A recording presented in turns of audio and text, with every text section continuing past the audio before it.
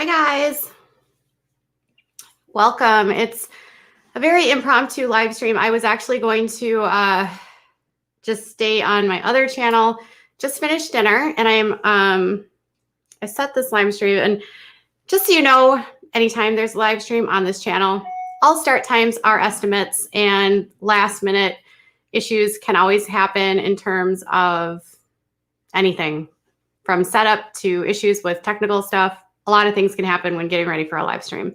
So I should typically be, within a window. But this one I actually set up through StreamYard, and I didn't pick a time. And so it assigns a time. And yeah. Anyways, welcome everyone. I hope you guys are having a good night. It is the last day of the year. And I was thinking about that today, and I was like, wow, what a year, you guys. Can you believe that it has been 365 days of 2020? Where during this year, we've seen so much stuff. Hold on one second. There's been,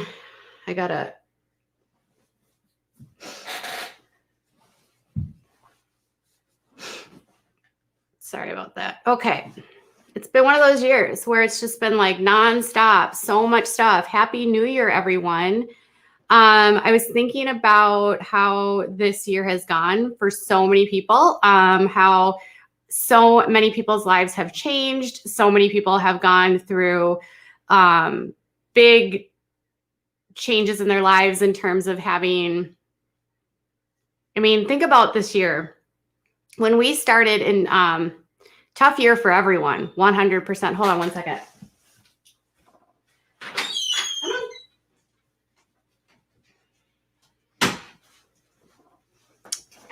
Frida wanted to come on here.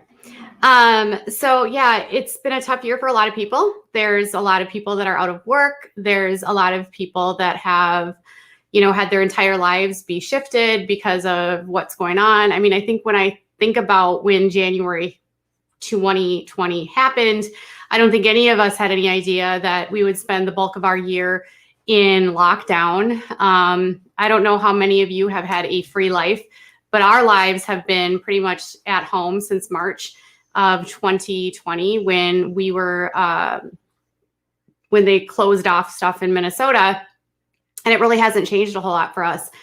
So we don't go out a whole lot. We do shopping online.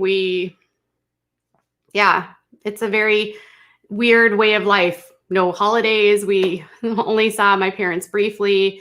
I think I've seen my parents twice in the last year. It's definitely not something that is normal for any of us. And I was thinking about just like how much everything has changed for so many people, and just how much I'm sure people are hoping for a better year, right? So, we know that there will be some improvements, hopefully, with, a vaccine, and maybe there's a new president coming in. If you are into that kind of stuff, I'm again not here to be political. There's going to be changes coming up in 2021 in the United States.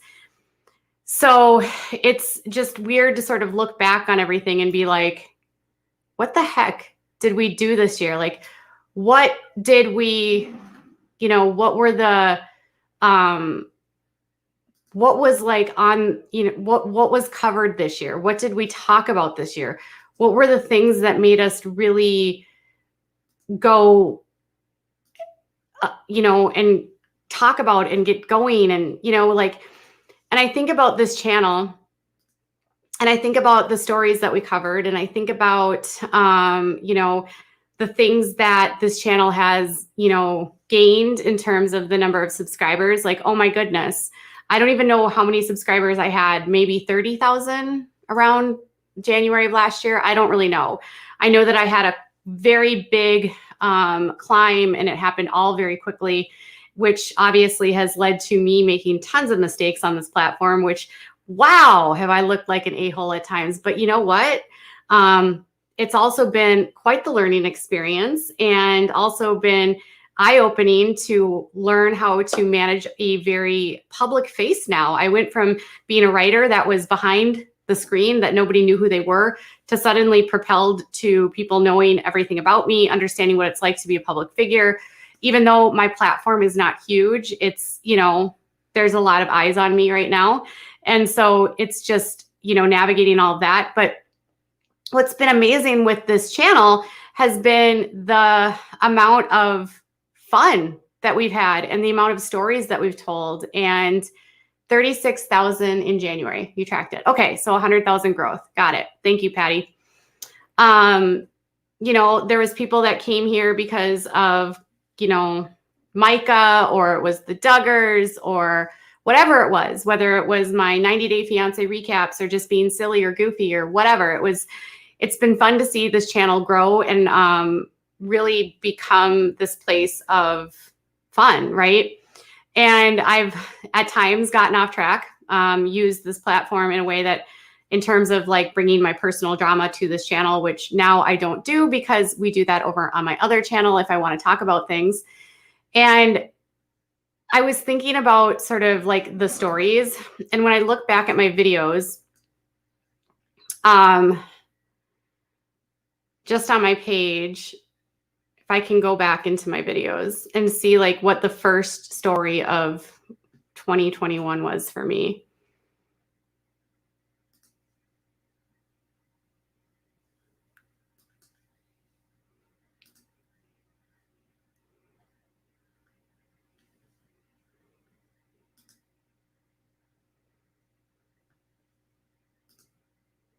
Okay, so wait. Oh, so my first upload in 2021 or 2020 was about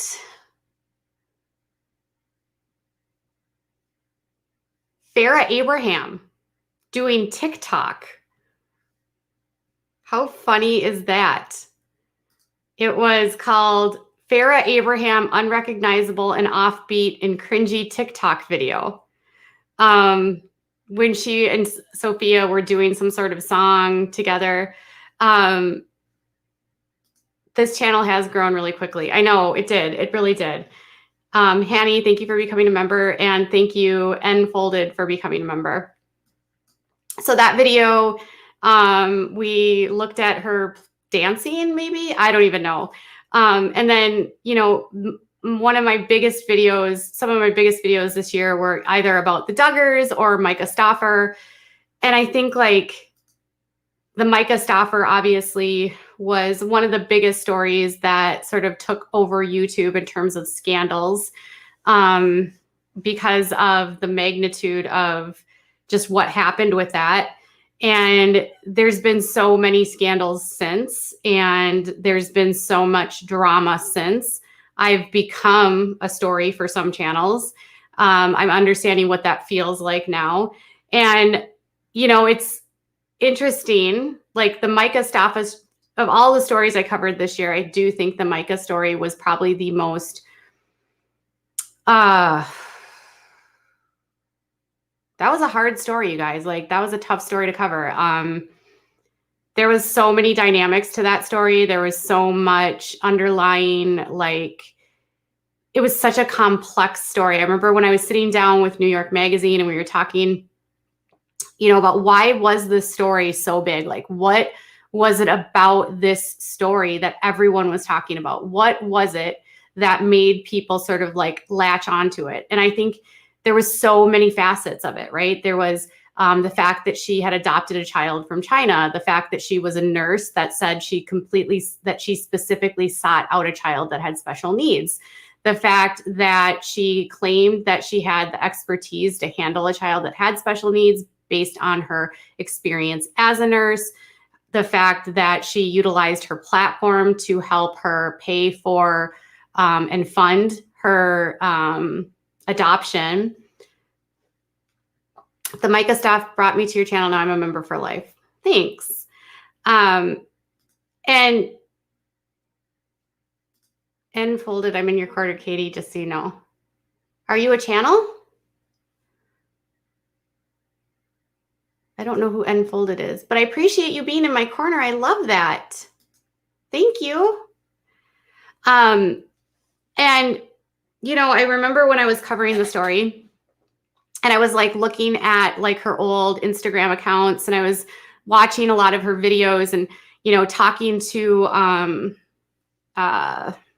several of her old neighbors. So there was one of her old neighbors when she lived in Indiana, another one in Ohio, someone that was friends of her, where her husband and where their husbands worked together, the nurse that she got into a physical altercation in, who I spoke to and talked about their experience, about how she essentially like attacked her while she was at work. Speaking to her friends on YouTube, like was it Tiffany, Bree? I don't know, Bree and whatever, the other girl that she was friends with. Is Unfolded like from a channel that I should know about, Kirsten? Is he from Unirock maybe? I don't know. But I appreciate your support.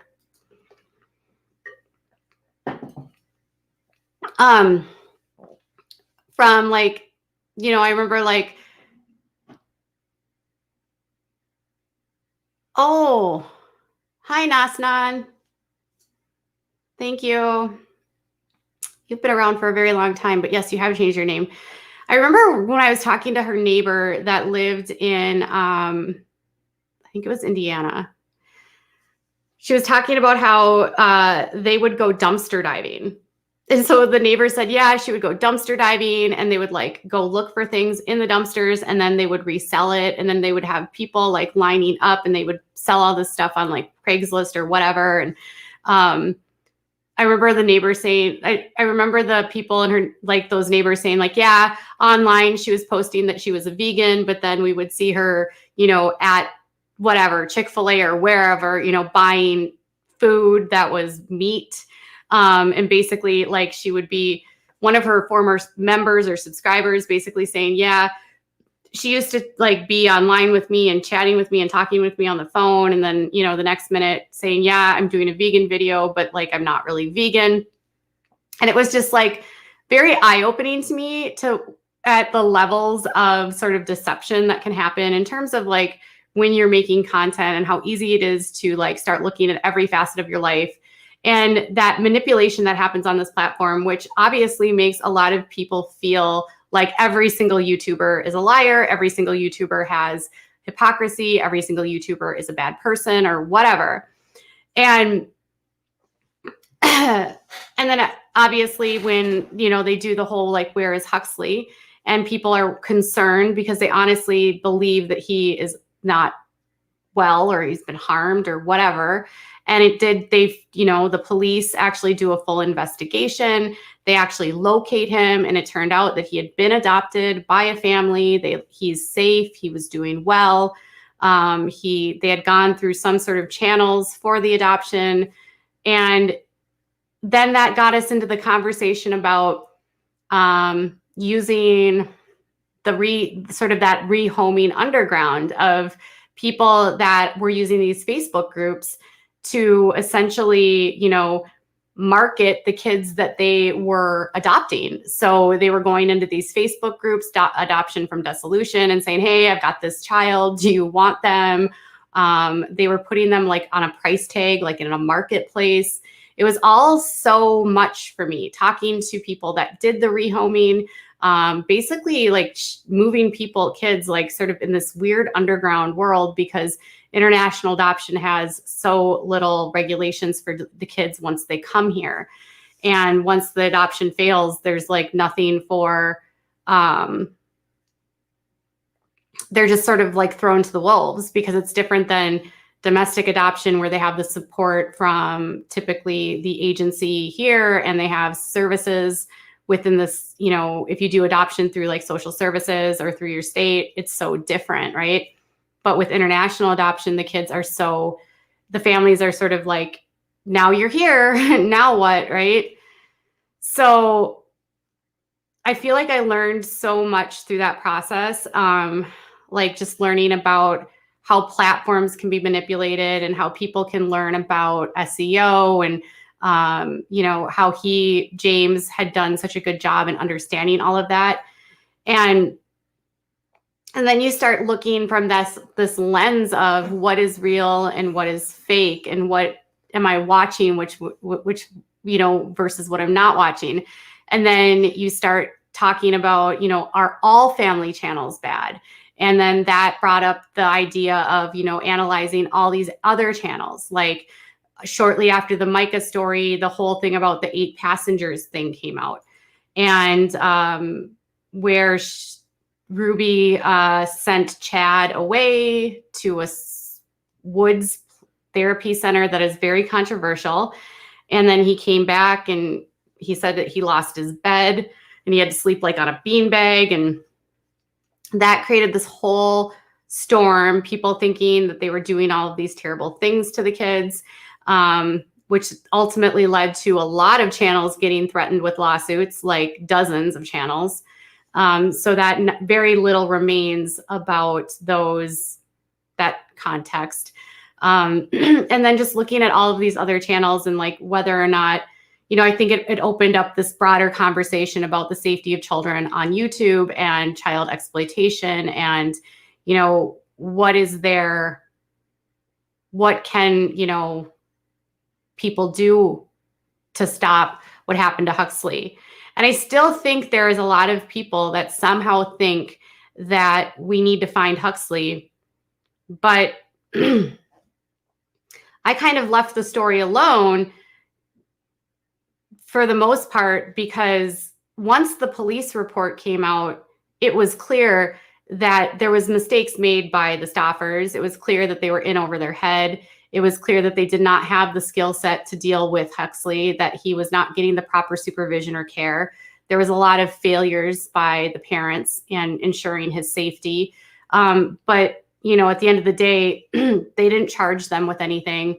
And they located him, so he was safe. So in my mind, it was like, all right, well, we don't really need to keep talking about it because the boy is okay. The professional ramifications, obviously, she will deal with. But beyond that, James Stauffer comes back onto YouTube, and some people are like, well, he shouldn't be on YouTube. And I've never been like a huge fan of like the idea of Myka returning. And there's people that literally think that she should be deplatformed. And that brought up a whole other topic about whether or not we should even be talking about deplatforming people. And if, is the perception that she adopted him for clout actually the truth? Or, did she have good intentions? And we'll never really know, right? We won't ever really know the truth. We won't ever really know if this adoption was done with the right motives, if it was really done because she wanted a child, or if she just got caught up in this, or if there was some level of mental health issues going on. But I think what mattered to me is that the little boy appeared to be in a better space with a parent that was doing a better job for him. So that was sort of that part of the story that made me happy. And I think there's still people that want to find him, but I'm like, when people say that they want to find him, I'm like, he was found and he was fine. So I don't know that we need to find him. I think he was already found. But again, so that was like one of those stories where I'm just like, wow, this was an incredible journey. I still don't know whether or not Myka will come back. I don't know if she will try to come back. I know that James has still been putting out videos on his channel. And I'm sure those videos, he's in such a different genre from like what she was doing. So I think it didn't really affect him as much. And I think if he still needs to make a living on YouTube, as long as he's not including his children, I think I would have a bigger issue if they came back and they had the Stauffer life and they were doing their daily vlogs again. That would make me upset. But I do think the kids need to be off of YouTube. Oh, and that was another part of it. Having people that were connected to the family that were on the other side of it, talking about how they didn't want the kids on YouTube. And it's just been, it's such an amazing, like when you just look at all of the aspects of that story. And then New York Magazine's article came out, and I remember like they were talking to agencies and all of the different rules that they broke within the agencies, all the different things that she ruined.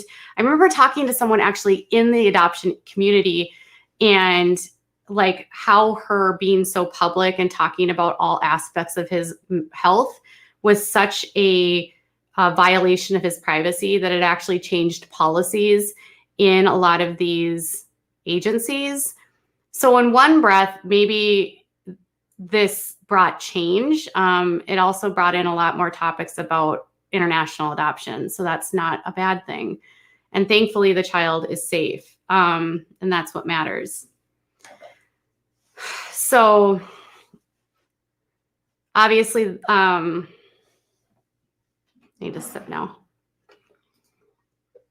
Thank you for joining. Thank you. Have a good night, Kevin. It won't be long. It won't be super.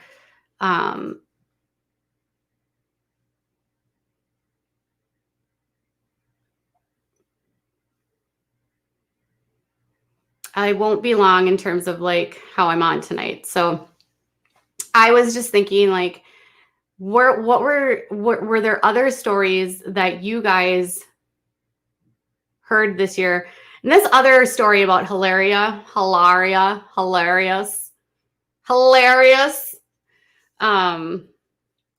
I just read an article about Hilaria Baldwin.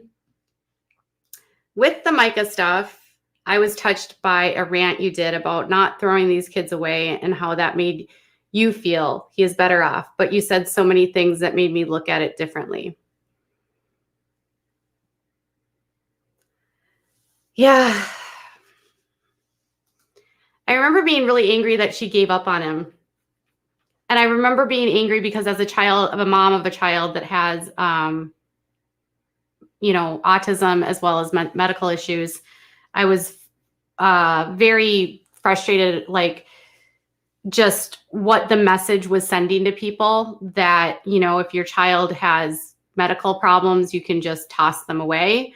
And I was so angry about that. But then in the same token, if she could not provide a safe life for him where he could thrive and had the resources in which he needed, and he was being neglected or, didn't have proper supervision, I think it's better that he's not with them. I think it's better that he's with a family that can handle that. I think it's better that he be somewhere else because it would be cruel to have him stay with them. But it would also, and that also brought up a whole discussion about, how a lot of adoptions do fail, which I had no idea. It's it was a roller coaster.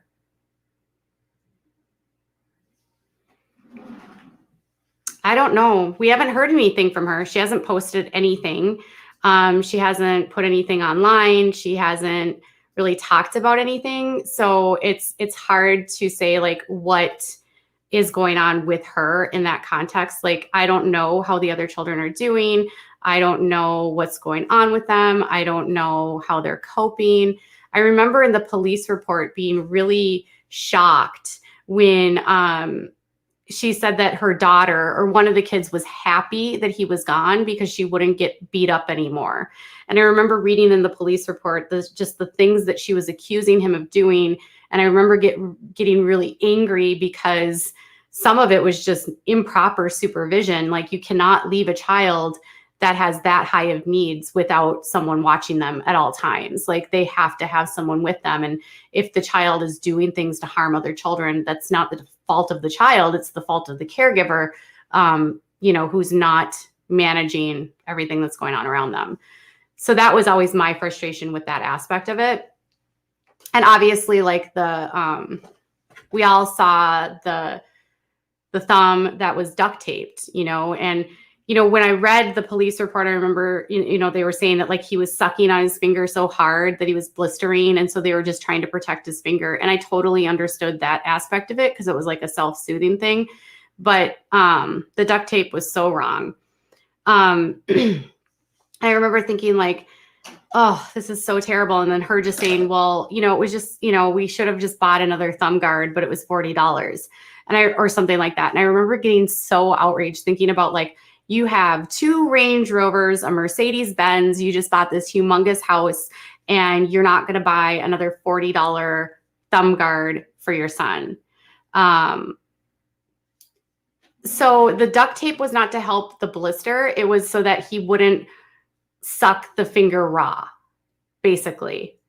So the guard is there so that you don't suck the finger raw. And so they're, instead of getting another thumb guard to protect it, like some children with that bite, they have gloves that they'll wear. So there's some kids that they just bite and they're, so, and, you know, obviously you work with them to develop strategies where they don't bite anymore. But in the meantime, they wear gloves that, you know, will protect their hands so that they don't hurt themselves.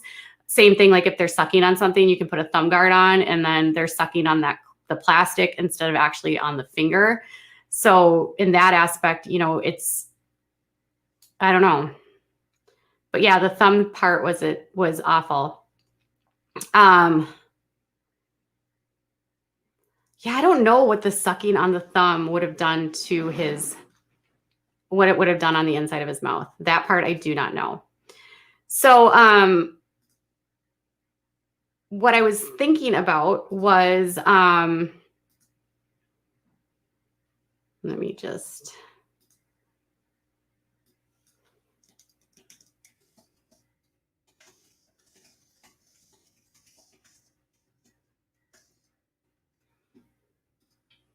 Thinking about what we could talk about for tonight. And if you guys want to share, I'm not going to be on for super long, but I was thinking, well, you know, maybe we could have some conversations about, you know, whatever things happened this year, whether it was a story, whether it was something that, you know, what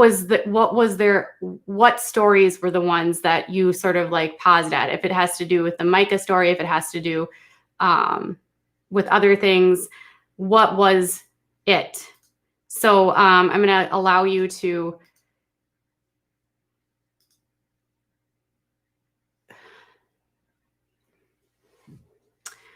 well, obviously the thumb sucking, people thought that it was because they didn't want it to affect his teeth, which it can, but I think it was, in the police report, it said it had to do with blistering. I don't know. And I feel like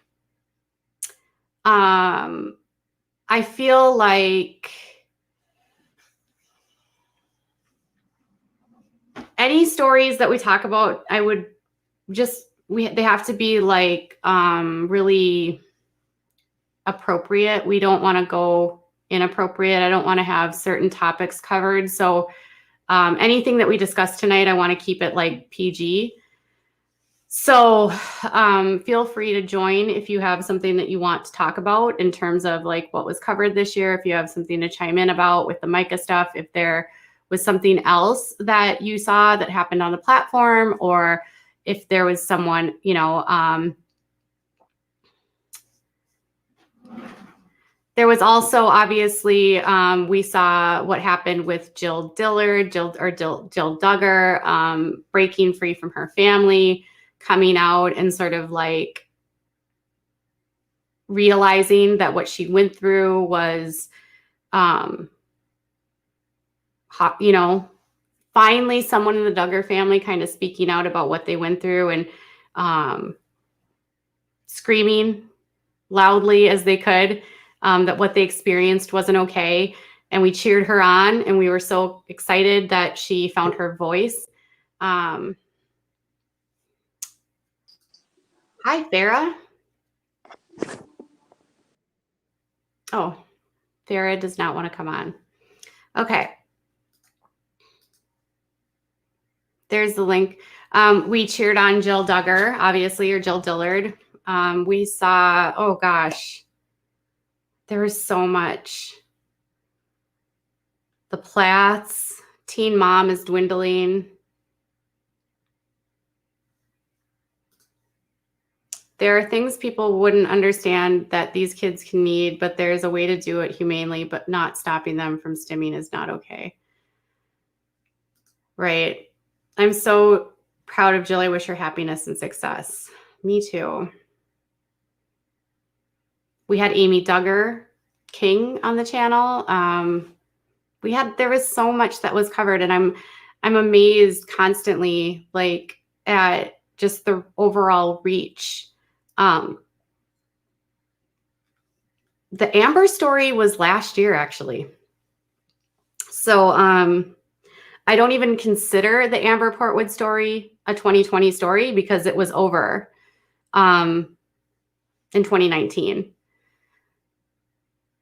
So, because she was arrested in July of 2019 and she was sentenced in October of 2019, there was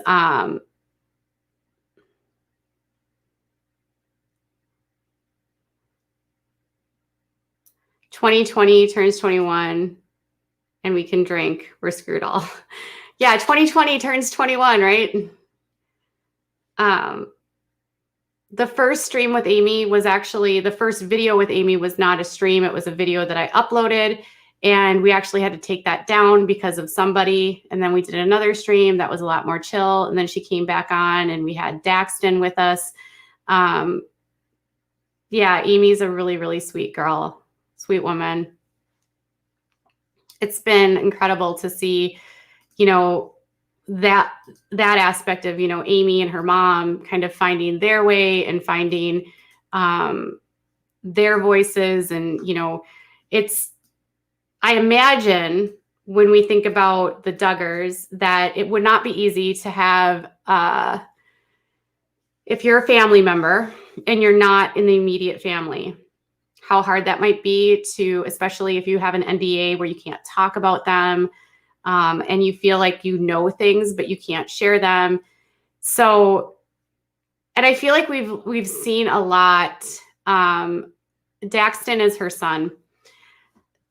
We've seen a lot that's happened with kids that are coming out of reality television. I feel like that's been sort of another underlying story, like the Jacob Roloff stuff that just happened recently. There's been obviously with the Goslin stuff with Colin and John and Kate and the whole Goslin drama that's just been like tabloid fodder for such a long time. Sort of seeing the growth of the kids from Sister Wives and like the infighting that's happened between some of the kids like Gwendolyn and Peyton and, you know, Mariah with her siblings and looking at overall like just the magnitude of how reality television affects the kids that are on it. There's been so much that's been covered. I never liked her until I saw her personality on this channel. Yeah, you know, it's interesting. I think a lot of people don't like her. And again, this sort of goes back to the idea of the funny thing is I was actually talking to Amy a couple days ago and I said, everyone hates me. And she goes, well, that means you're doing something right. And I said, oh, really? And she's like, well, if people are talking about you, it's better than they're not talking about you. I mean, everyone has haters. And I was like, yeah, that's right. Everyone has haters. So she's like, you know, you've made it when you have people that hate you. And I was like, that's cool. You've done a good job about the truth of the IBLP and not just the sugar-coated version the Duggars portray. Yeah. I knew it was going to suck when Kobe passed. When was his passing? Was that, oh my goodness, when did he pass away?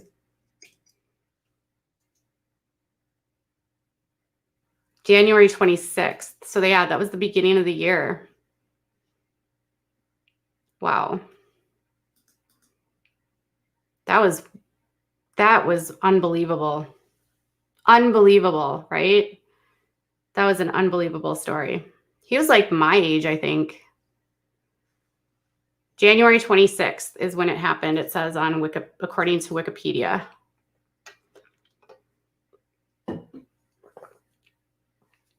He was 3 months older than me.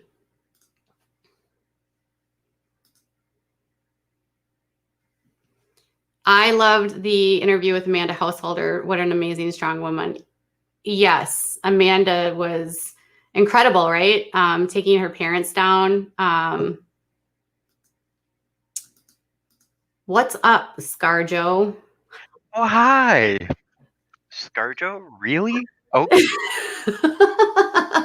Okay, so, Scarlett Johansson, right? Is that what they call her? yeah, I think so. I can't remember off the top. She's really pretty. Oh, I know, she's gorgeous. Although my name doesn't come from her, but I know it doesn't. I'm just saying, like, I don't know why I thought of that. Just ScarJo. now I know you were probably kind of looking more for full-on topics that you had covered. However, mine that I'm going to do is kind of stuff that you touched on, Okay. and it's on the one hand, Nikki coming out as being trans, and then, oh God, I can't remember his name. Ethan? Page. Elliot, sorry. Elliot Page. Yeah. Yeah. Yeah. So When did she come out? That was in the I can't remember, but it was beginning of the year. But so quite January 13th, 2020. that's right. So for those of you that can't really tell too well, yes, I am trans. I am trans female. Um, so a little bit of backstory.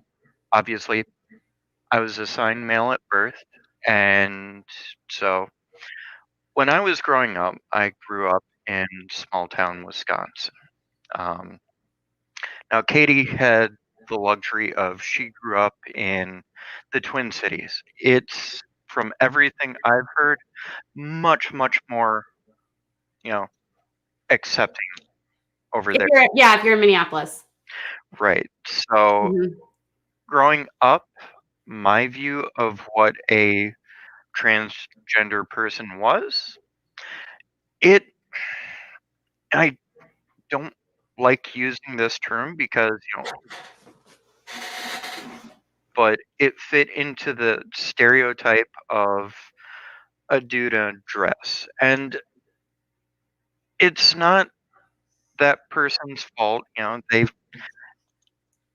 they are some people that cross-dress but are not transgender, correct? right. Yeah. And this person, one second, sorry.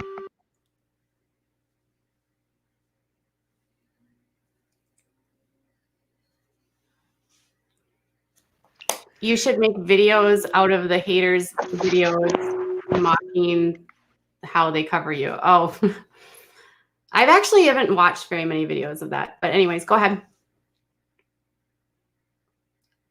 Or is Scarlett gone? Yeah, it's a pager test at work tonight, so I'll be back in like 2 seconds or 3. Okay. What happened to Jana? I had 9 family members get the C and lost 4 as of yesterday. Now I have it and pneumonia. Oh my goodness. I'm so sorry, Jana. Please take care.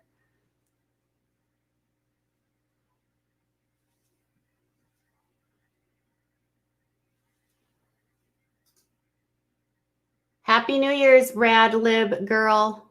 Thank you for being here. The Lori Vallow case. Can we, why haven't they been charged with the M word yet? Why haven't they been charged with the M word yet? I cannot, for the life of me, figure out why they have not been charged with the M word yet in regards to that. It makes no sense to me that there hasn't been a charge regarding that.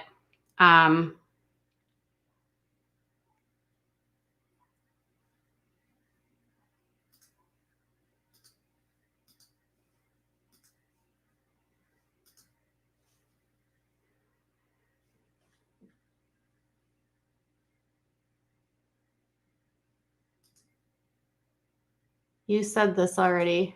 Wait a minute.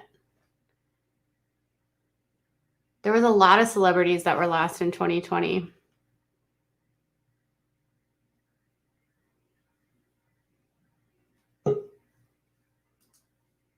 You're back. Scarlett.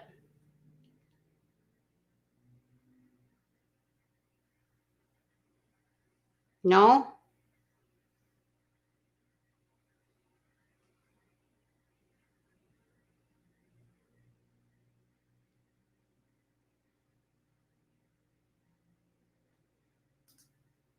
I actually watched a few of those videos and I've not seen any. I've not yet to understand why, if they do not care for your content, they continue to watch it. Just don't if you don't like it. I've been following the Lori Vallow case very closely. In a recently exposed transcript of the prosecutor, he talks about how they have charged him with lower charges and are building their case. Okay. And they still haven't been charged in Arizona either. Sorry, had phone issues for a second. So yeah, no, sorry about that. You're okay. Catching the occasional stream at work, you'll run into that issue. Yes. No, the transgender person that I grew up kind of being around, it was one of those where she did not grow up with the luxury of, being able to pass. And it was one of those where I got to see the surrounding conservative leaning community where she was different. She fit outside of the norm. And it was hard on me growing up because, here I am 13, 14, 15 going through the normal changes that any person goes through at that age and going, what's on the outside isn't matching what is on the inside, and hearing there's this person here that, apparently they had the same thing, but the way people are acting around her, I don't want that for me. And, it was one of those where it took me until now to decide that I just don't care anymore. I need to either do this or I don't want to wake up tomorrow, which, for anyone out there that's listening, yes, no, I'm fine Yeah. about that. But it took, it's probably taken for some Elliot coming out as trans masculine. It took Nikki Tutorials coming out as trans feminine to go, no, I can come out and I can be myself, and I don't need to worry about what those that came before me worried about. They can, they can be themselves, and here we are, we can follow with them, and we can be accepted, we can be loved. Yeah. Nikki's got, I think, 14 million subscribers or more, and people still had been still follow her, and I'm pretty sure he got a gigantic, massive leap because of it, and people saying, "We want to support you. We love you even more now because you've shared that this is a part of you." And yes, as much as I don't want being trans to be part of me, I'm sorry, it's going to be a part of Yeah. who I am till the end of time. But I think that is probably one of the most important things that has come out of YouTube this year is the fact that they came out as trans, and There was so much support for her. their coming out as trans is that little push for all the baby Scarletts and the baby Yeah. baby Nickies and, insert name here throughout the line, Right. saying it's okay. You're not alone in this, because that is the hardest thing ever, is the feeling of I'm alone in this. Right. There's no one else out there like me.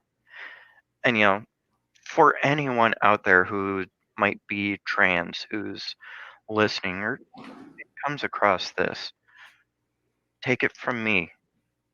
You're not alone. We're here waiting for you. Right. If you feel that, you still need to stay silent over this, stay silent. Just know that, Katie is here on your side. Jesse Bear is here on. Yeah.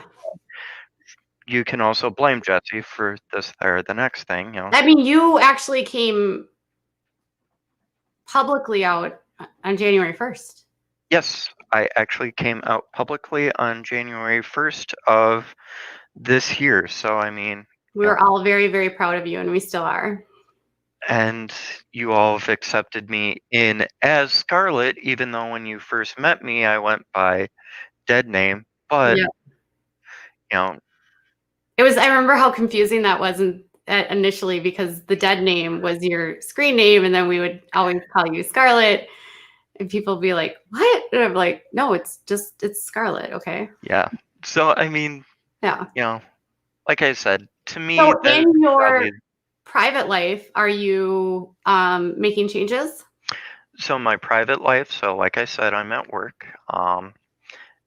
About 2 weeks ago, I'd had my review with my boss, and professionally, as an EMT, I'm still kind of going as Scarlett with, patients, just because my name tags and all that stuff are, as dead name, but that's more of a, I don't feel like trying to go through getting all that stuff done. But so we have a board with all the members on there, and I nearly broke down in tears because I had the new little label made for that.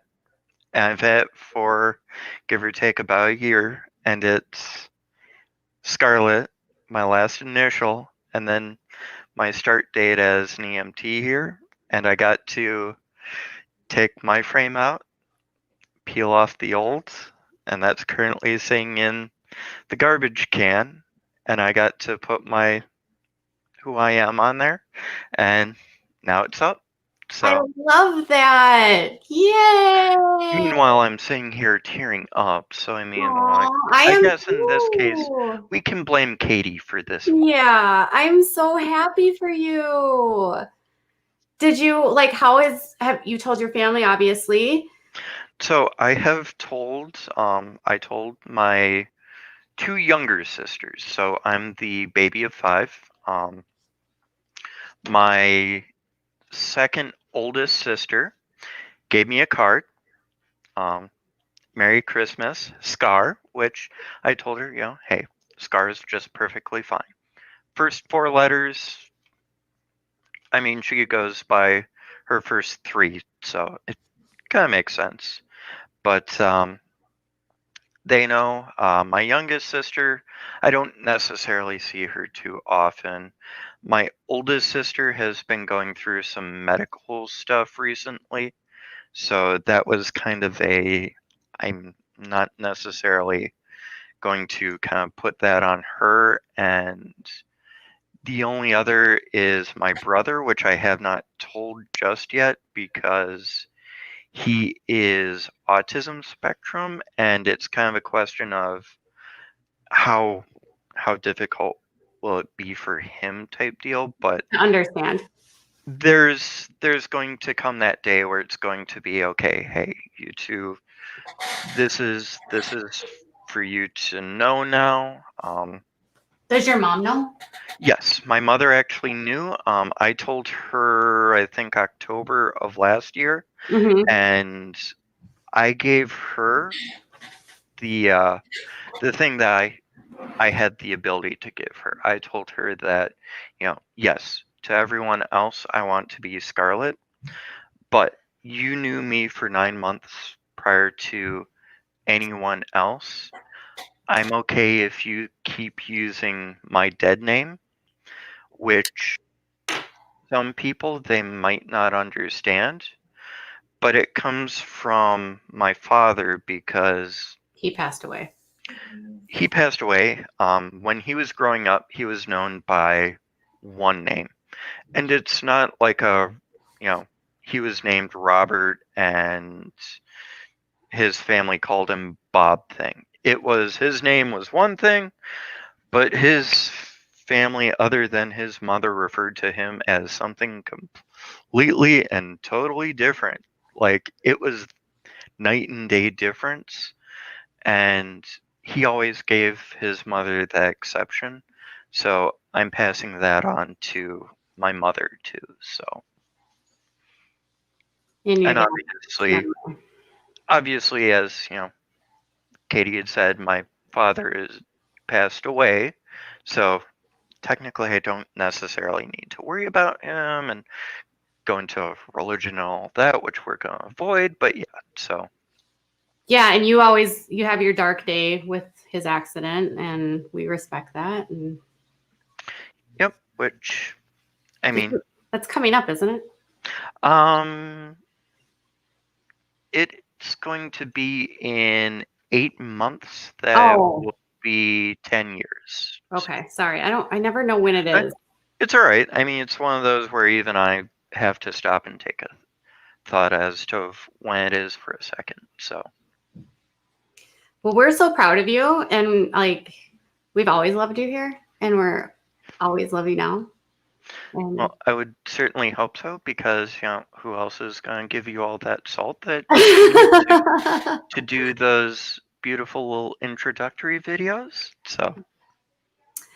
Well, I'm so happy for you. And yes, Nikki's story was very powerful. And I do hope that that example will help other people feel more comfortable. Somebody in the chat asked if Jazz Jennings was regretting things. I've never heard that ever. And then someone else said something about OI. Do you know who OI is? I'm not sure who OI is. Jazz Jennings, so far as I'm aware, she does not regret her transition. Right. Yeah, nothing. I've never heard that. From everything I've heard, she is completely and utterly happy with. She had some complications with her surgeries, but that's not super. I mean, there was specific stuff that she had to go through. Right. Why does IO keep going back and forth? Can you ask? Oh, IO, my input output.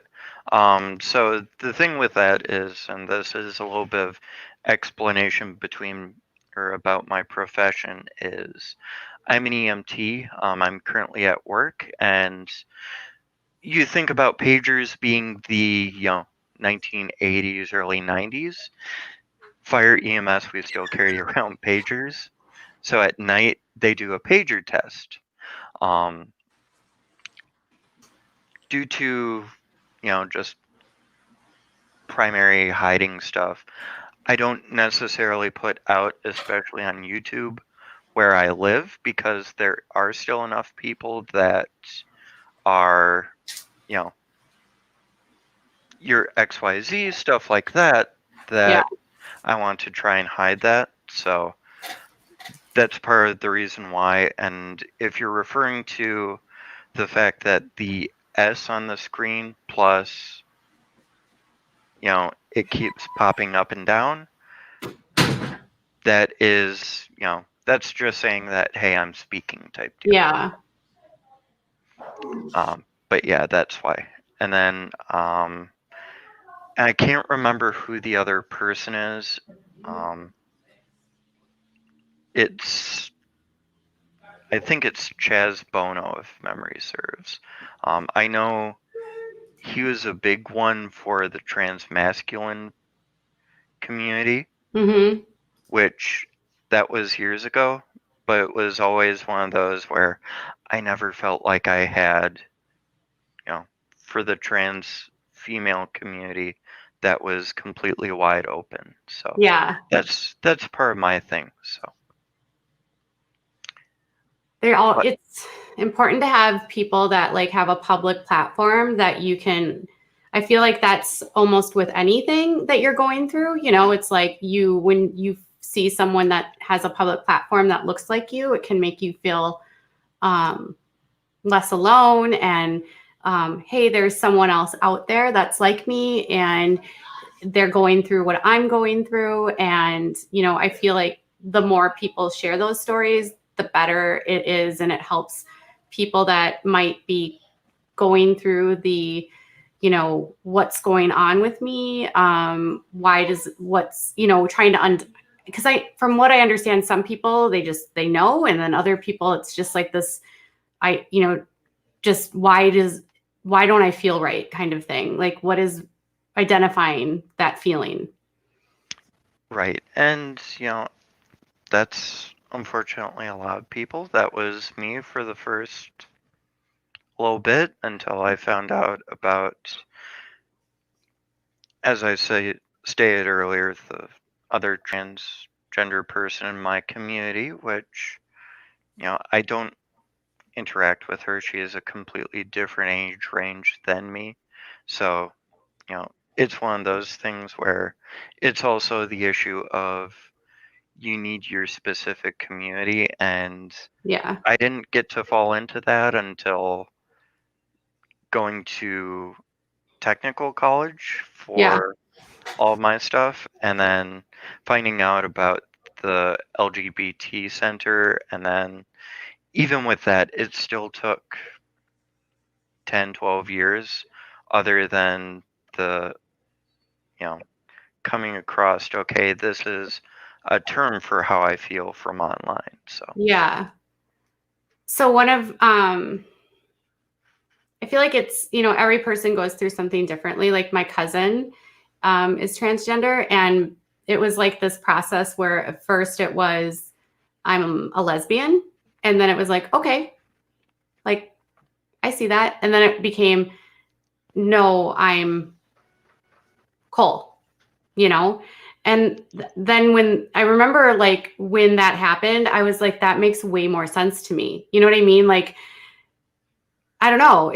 I remember being so happy because I was like, yes, that's exactly what it is. That's exactly, that's you, you know?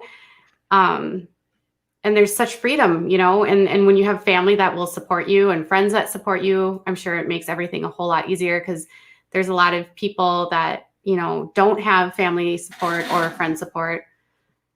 yeah, no, it's, that's one of the major things is, family and friend support.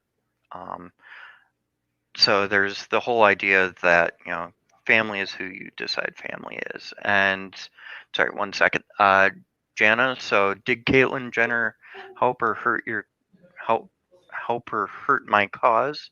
Um, I think Caitlyn, let's not, split any hairs with this. She has her own individual issues behind her that have come up.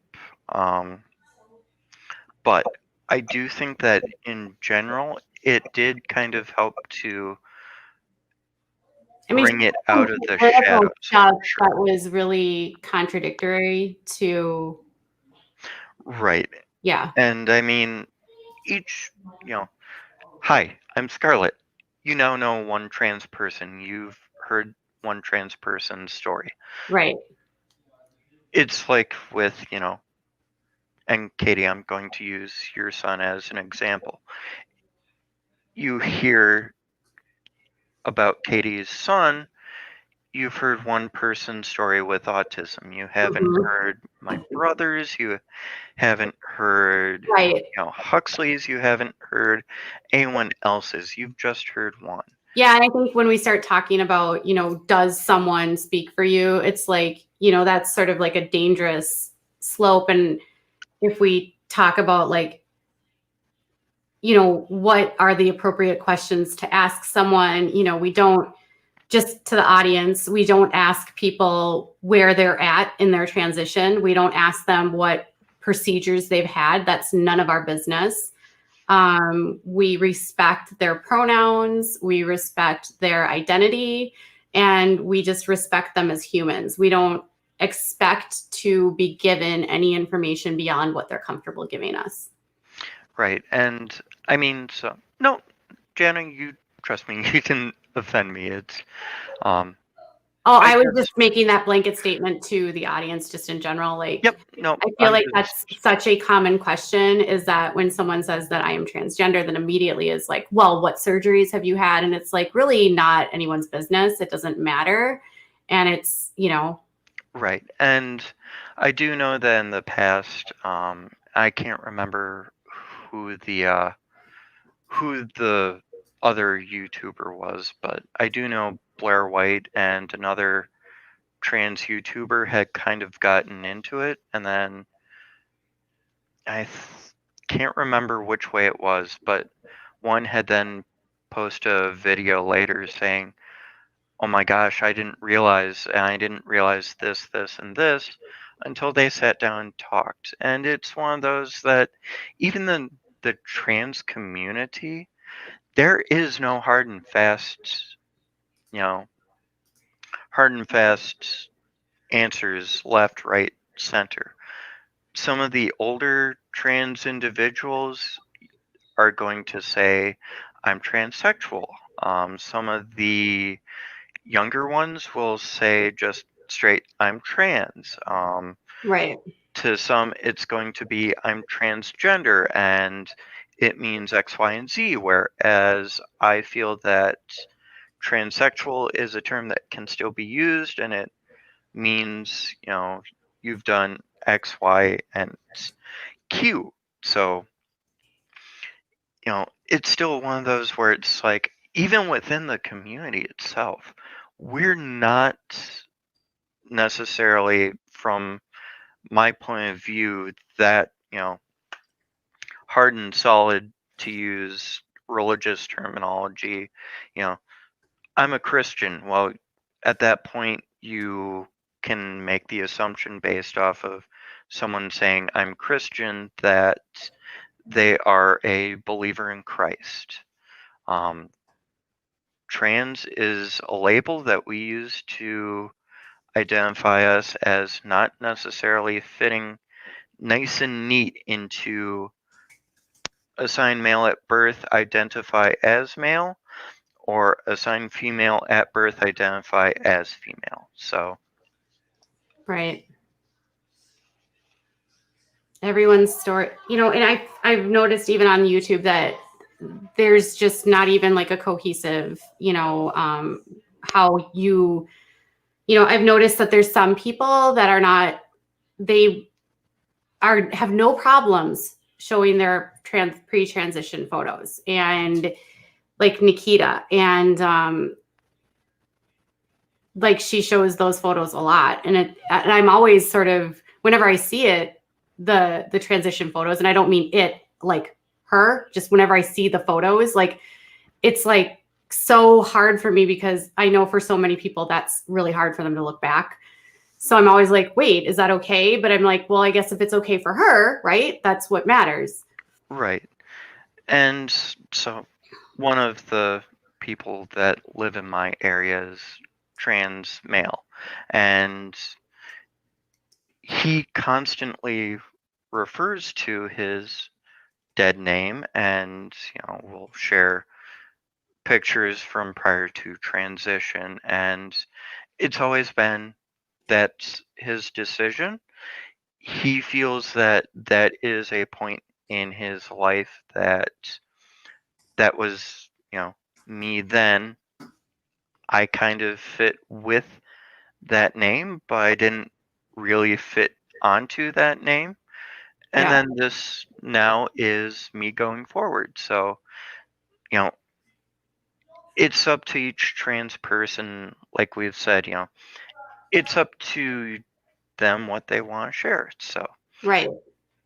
And what but they're comfortable sharing, and, how they want you to address them. And I feel like I learned a lot with the Elliot story. The GLAD, or they put out this basic media profile of like, how do you speak about someone who has been a public figure that has now transitioned, and how do you, like, what's an appropriate thing? What are the appropriate things to say and what's not? And I remember just like thinking, the biggest takeaway was not asking them about the transition. And I was like, I think that's always the common curiosity aspect of it.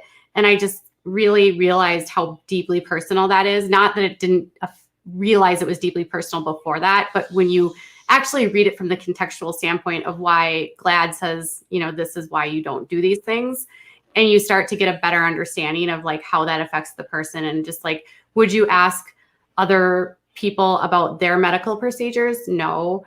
So we don't really have those rights to ask. And it's, and that the whole idea that it doesn't matter, it doesn't change who you are. That's just sort of the physical being, right? or the physical body. The person is inside. Yeah, and I can tell you as being an EMT, so you don't look at a person who is an amputee and go, okay, they've lost their arm. Well, who are you now? It's always, you're still X, you just have a different outside wrapper to you. Yeah. Everything in the brain is still inside the brain and makes the person who they are. I'm Right. still the person I was prior to beginning transition. I just now had the wrapper of Scarlett put on me as opposed to the wrapper I had on Right. 2 years ago. Right. So It's incredible.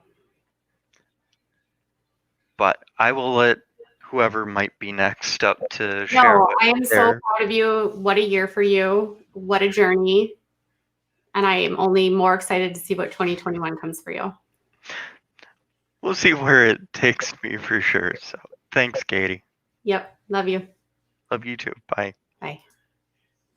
So incredible. Okay, I'm going to take a quick break here. Intermission. Enjoy the dog, sleeping dog in the background.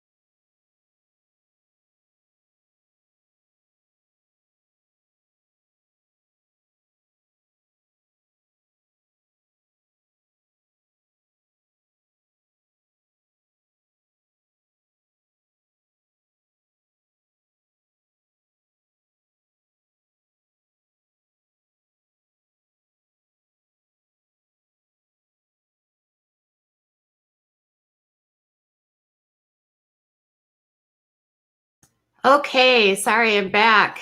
2 fresh lemons. Thank you for the super sticker. Wonderful. Okay,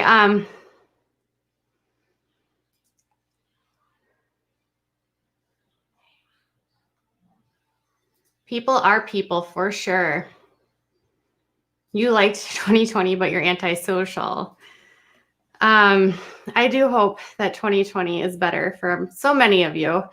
I don't feel like it was a total wash. I mean, obviously, there was a lot that happened this year, and there was a lot of, issues, and there's been a lot of division and so much fighting, and just this platform has gone through quite an experience for so many people feeling like they have to pick sides with creators. And I just, I've never really been that creator. I don't ever want anyone to feel like they have to pick sides for anything. So if someone doesn't like me and you still want to like them, I don't want anybody to ever feel like you can't watch someone just because I have an opinion about someone. And I hope that more creators are like that too. Like, I'm here, I just saw somebody tweet something like, I hate when, Katie's not getting along with X, Y, and Z. Now I feel like I have to pick a side. And I just want to be very clear on my platform. Like, I don't want anyone to pick sides. Like, if I have a personal issue with another creator, or I call someone out, or if I, respond to a video they make about me, I don't ever want anyone that comes onto this channel feel like they have to pick a side, or that they can't enjoy that other person, because it would be no different than if you had two of your friends that were in an argument. Do you have to pick a side when two of your friends are having an argument? No, just because your two friends don't get along doesn't mean that you can't be friends with those two people apart from one another. I don't think that there's this hard, fast rule that you can't enjoy more than one channel. If you feel called to one person over the other, but this whole idea that, just because one creator doesn't like another creator, you have to suddenly unsubscribe. I've never liked that. I've never, ever liked that. I don't think that anyone should unsubscribe because I say, oh, so-and-so has done X, Y, or Z, like it's unfair to the viewer in general. So to that person that made that tweet, don't pick sides. Don't ever pick a side. Just watch who you want to watch, and don't watch who you don't want to watch, or watch all of them. It comes down to that.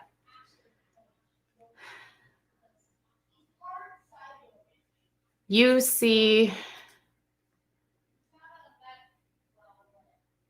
what did Zag said? People ask me all the time. I'm happy to hear if I'm polite, but not only I'm. Oh, are we talking about religion?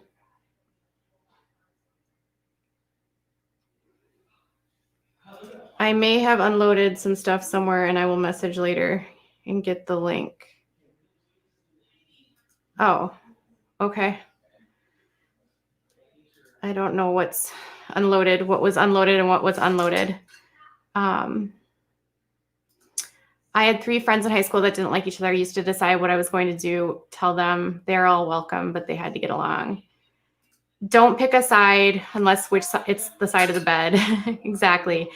I always feel like this. Like, I don't feel like someone that comes into my channel and watches a video about, say, the Duggars has to decide that they don't like the Duggars. Like, I don't think that you should have to make that decision. Like, I have plenty of people that watch the content that are Duggar fans, and that's why I try to be a lot more like, there are times like today where I'm goofy and I'm silly and I'm doing sort of like a poking fun kind of thing. And then there's times where I'm, very just like blah. There's times where I'm, you should never feel like you have to decide that you don't like someone. Unless somebody's like all straight out, like, you cannot like Josh Duggar. I would completely be on board with that. I mean, does anyone actually like Josh Duggar? I mean, I don't. So if you didn't want to like Josh Duggar, I would say don't like him for what he did, right? Not because I said so. You know what I mean?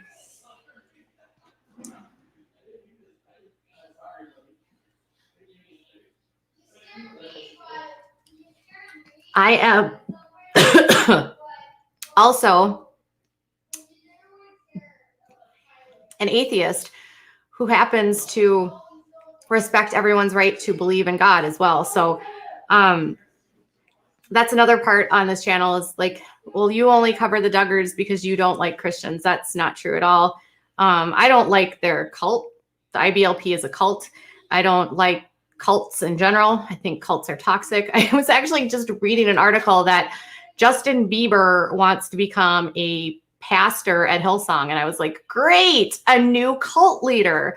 Can you imagine Justin Bieber, the cult leader? Because that's totally what Justin Bieber wants to do. He wants to be a cult leader now. And I'm like, Justin Bieber, the cult leader.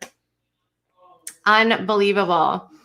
I would have a hard time really taking him seriously, to be honest. But, you know, that group came in when he was at such a fragile stage.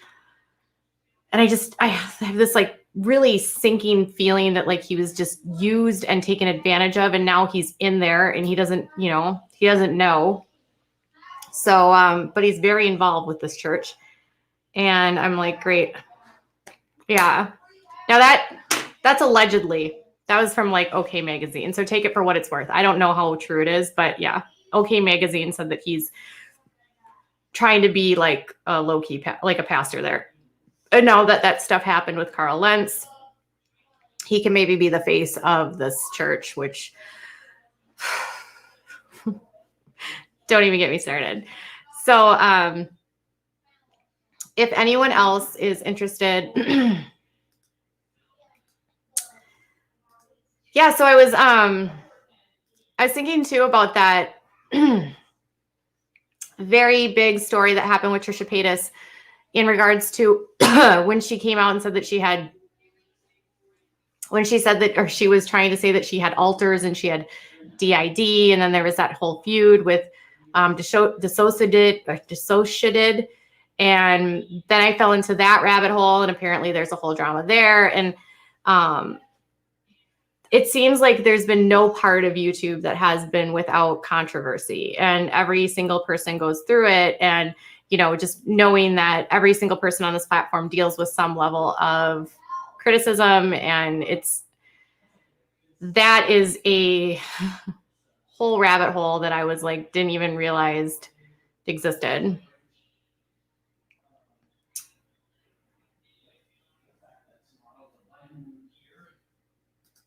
He said he got married because the pastor who cheated sold being faithful and a strong man. Wait, who said that? Justin?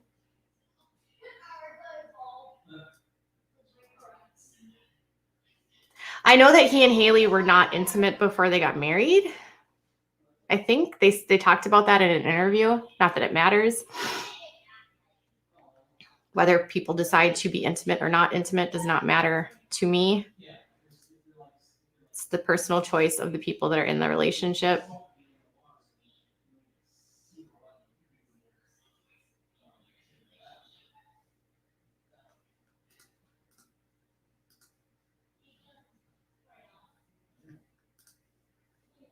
All right.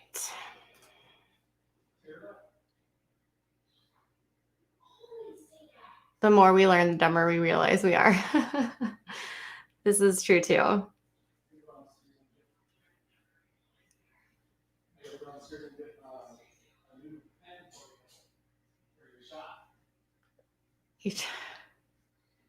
In an interview, Justin Bieber. Oh, I don't know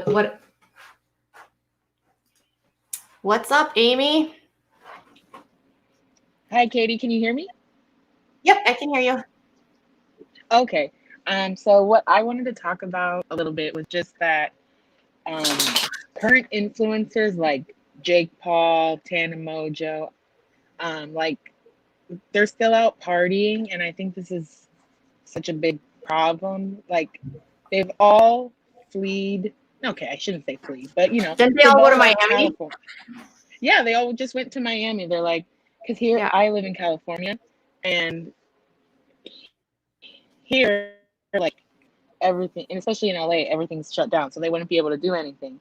And I know that Florida has some more lax, stuff like that. Yeah. And I just feel like, what is it going to take at this point for influencers to stop? I feel like unless someone close to them. I don't understand. It shouldn't I take don't that think Jake is ever going to care because I think he's not a believer of it. He's like one I of was those gonna deniers. Yeah. Yeah. Mhm. He's moving now, I And guess. well, when I heard that, I was kind of happy, honestly. Yeah. But I feel like for him, he just needs to move like onto a ranch or something where he has no neighbors, because that's his biggest problem is his neighbors. Yeah, he wants to move to causes Miami problems. and he wants to get away from the partying. And I was like, dude, no. No. I was thinking about it. I'm like, it's like LA, just on the other Yeah. side of the country. Like, it's nice weather. Correct. You got the beach, party, Right. it's fun. Right. It's a party town. So I don't know. It's frustrating. Like, as you talk about, like, you're staying home. Yeah. I'm just going to work and coming home. I can't work from home. And so it's just hard because these people can make a ton of money. It's just the same like with the TikTokers too. Like YouTube. Okay, this is a good topic. YouTube is like putting all of these different TikTokers on the trending page, like promoting these gatherings. I'm like, I just don't understand what they're thinking. It's just like how James Charles did like this collab with like Charlie and the D'Amelios. and yeah, and like all of them. And it's like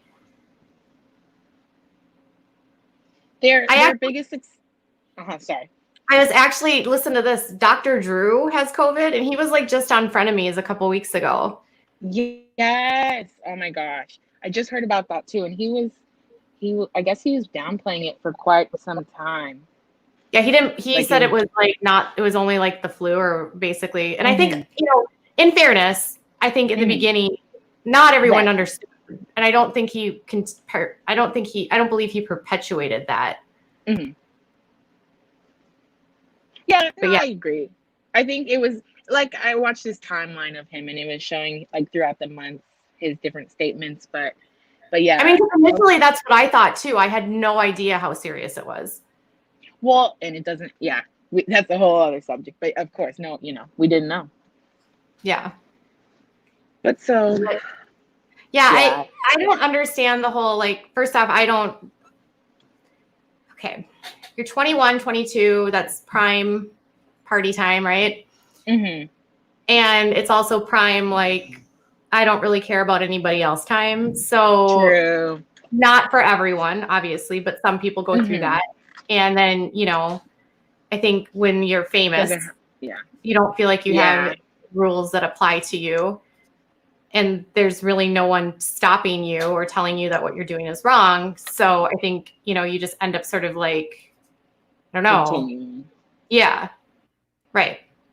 Well, like, I guess I don't agree with it, obviously. Right. I saw them partying and I was like, it's sad though, because you become desensitized to it, right? Because exactly. It's like the Duggars. I could do a Duggars video every day of them breaking protocol. And you get so desensitized to it.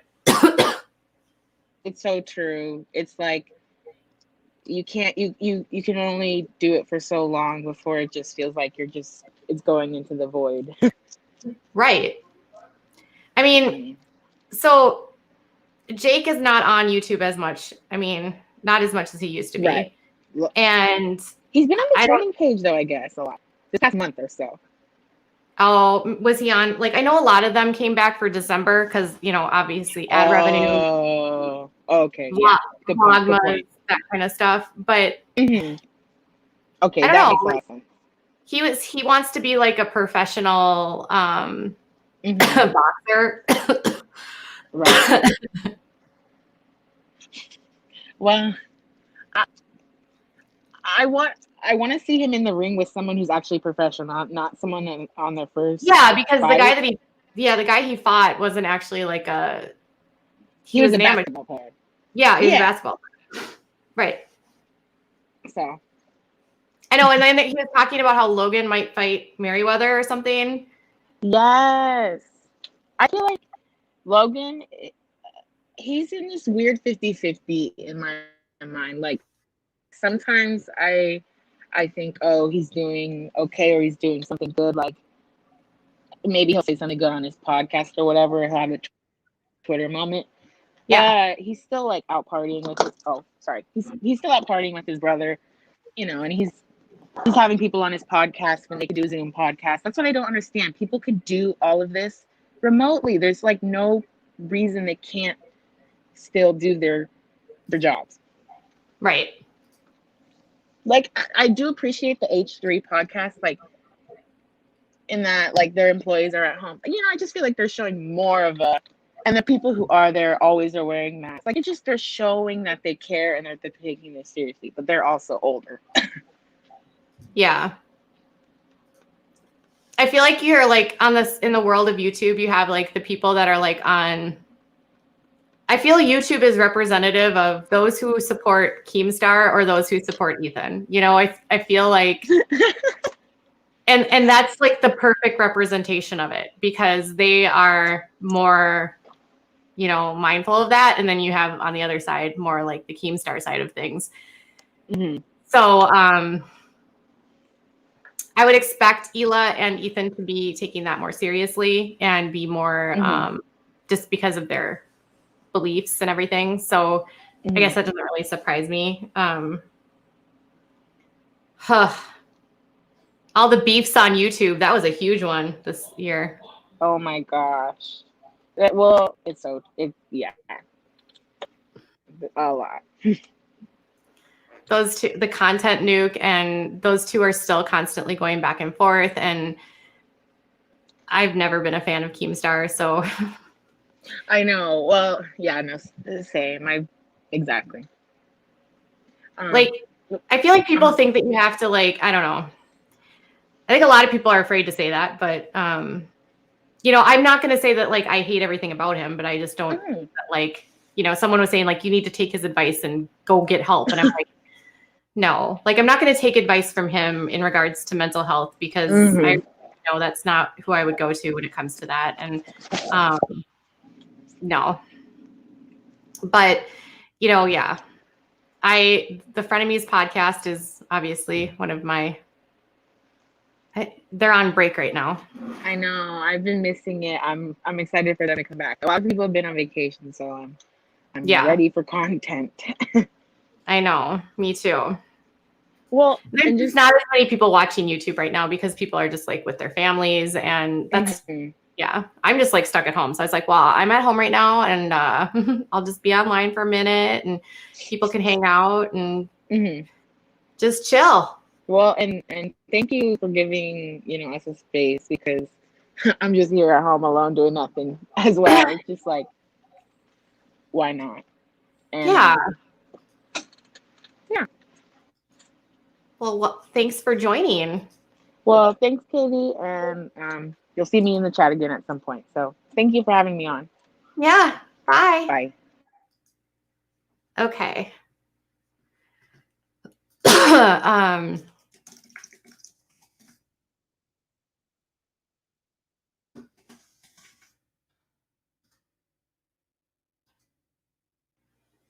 That was, influencers and the parties I won't understand. Dr. Phil has COVID. I feel like everyone in the entertainment industry has I would be afraid just even with testing, because even with testing, you don't really know because it can stay in your system and it can take a while to test positive. And my hair just got really frizzy right there. Sorry. Don't mean to play with my hair. I just got a frizz there. So yeah, I think there's been a lot of interesting Dr. Drew. There's been a lot of interesting beefs on the platform this year. Keemstar and Ethan had a huge one. And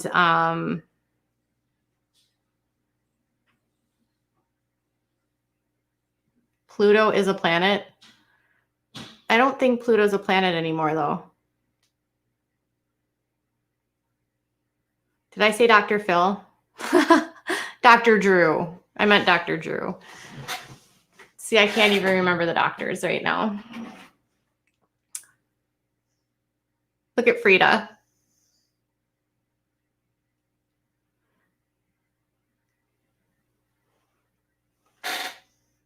Rita's like, I have no idea what to title this stream. It's just the most random stream. I don't know what a title for this would be like.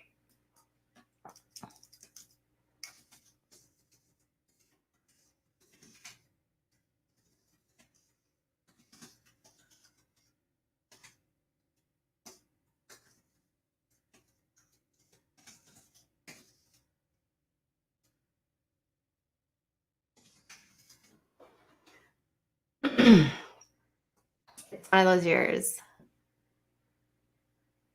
You still want it to be, yeah, so he's had a couple of his channels terminated, and he has this like loophole with his channel. You know, he's just not my variety. Like when he showed up in my, when he showed up in my chat and was like, I support you.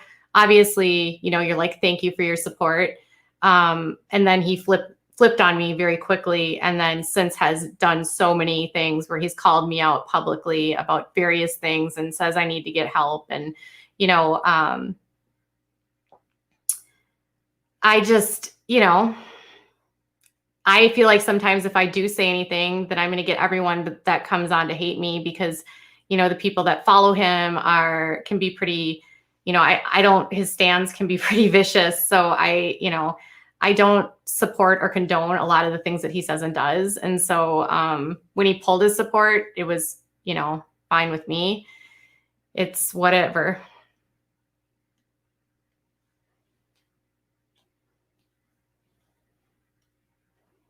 He does make content still. I don't watch his stuff. I don't really watch his stuff, honestly. The Etika stuff for me was kind of like, I didn't watch it before then. And then when the whole Etika stuff happened, I was like really turned off by it. And then I just haven't since then seen anything which tells me that it's what's happening is a good thing.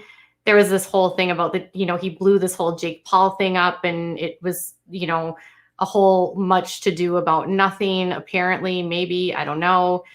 Long history of accusing people of things. And then, there's just so much. I don't know.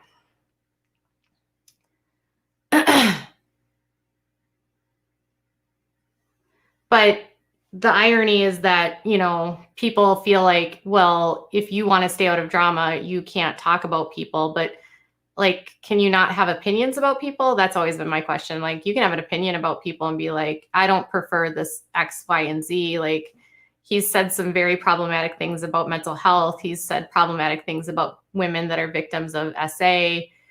He's said some very racist things, in general, just not my flavor.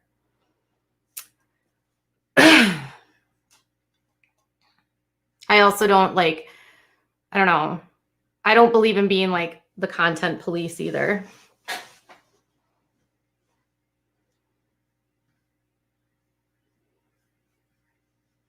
Jana wants to talk to Scarlett. I don't know. I can't control.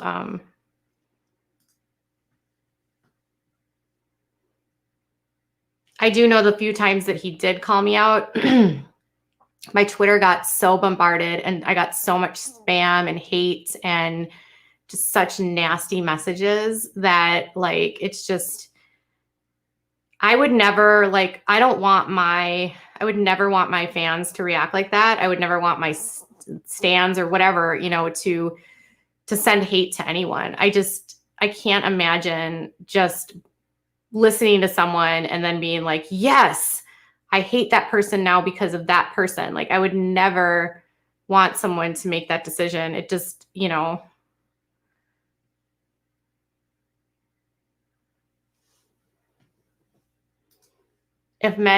you have an opinion, you're the B word, but then if men have an opinion, it's normal.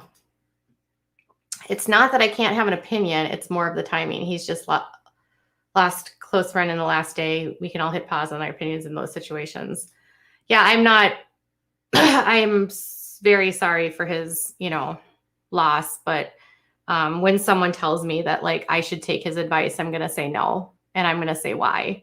And I'm sorry that he lost a friend. And what happened with Apollo Legend is extremely tragic, 1000%. And it's again sort of this reminder of this going at people online and this idea that we have to cancel people or, you know, we have to expose people. It has real life consequences.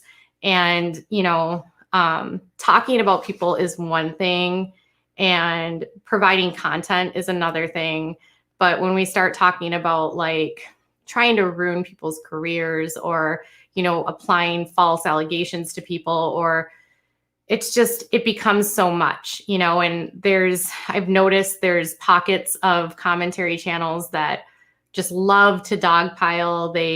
They find one creator and then they move from creator to creator to creator. It tends to be other commentary channels that seem to be doing well.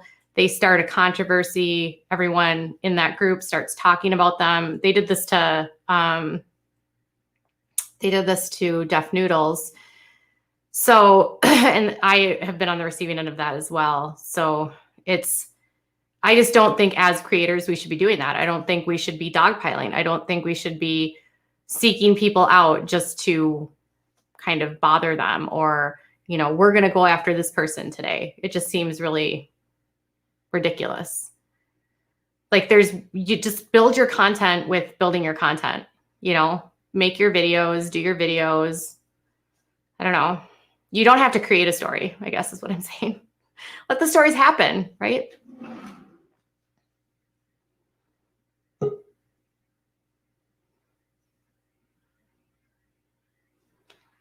I am not. Why does he want to come on?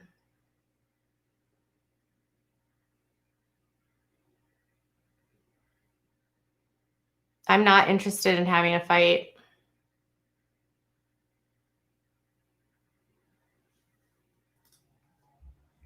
Hey, I was about to type. I just wanted to talk. I don't want any ruckus. I heard my name being brought up a few times. I just wanted to peacefully talk to you. Especially Ty. He kept calling me a coward yesterday. So I just wanted to peacefully talk to you and see what's up. First of all, I don't want to have a confrontation here. You're having a conversation, Katie. Okay, I'm laying groundwork here, okay?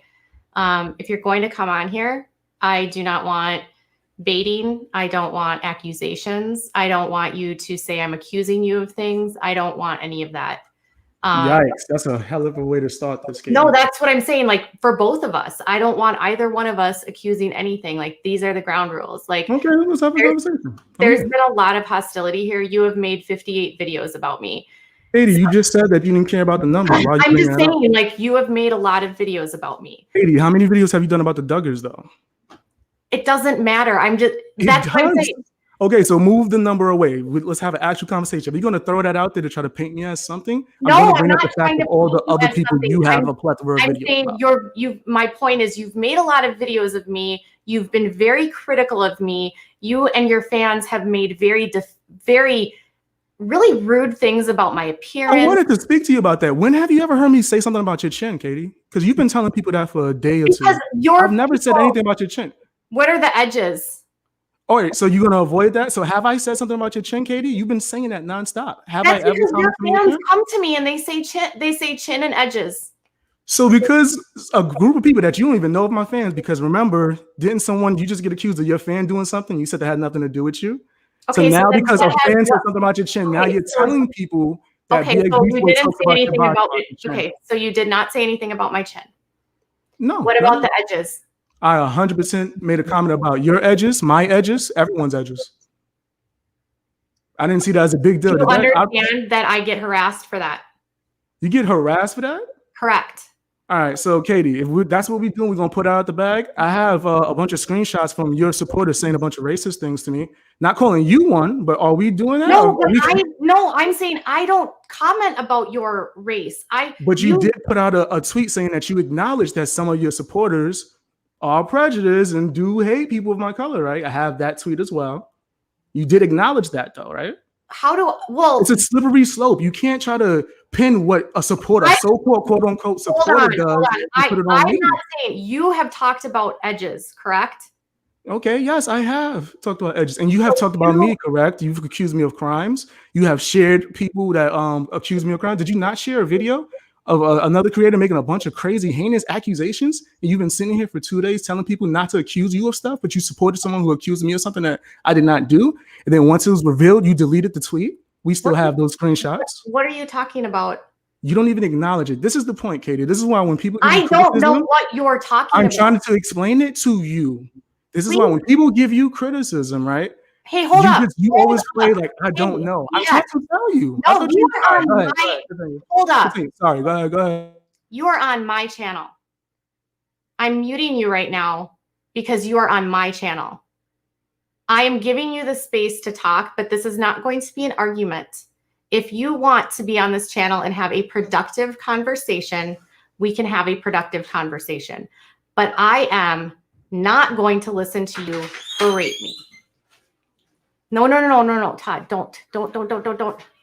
You are gonna talk. You're gonna talk respectful to my wife. You're not gonna come on here and talk to her like she's a child. Okay? Hello? Can I ask a question? Did you just seriously just sit here and say you're gonna do this and you're not gonna do that like she's a child? What would you say that is to me? You're talking to me like I'm a child, Todd. You've been calling me a coward for 24 hours, more 48. And now I'm here to have a conversation, and you mute me and tell me how I'm going to talk. Todd, don't let him talk. Come back, Todd. I want to talk to you. No, I don't want no problems. We're having a peaceful conversation. No. Don't run away. You just said something to me, and now when I'm addressing you, you're running away. I don't want to.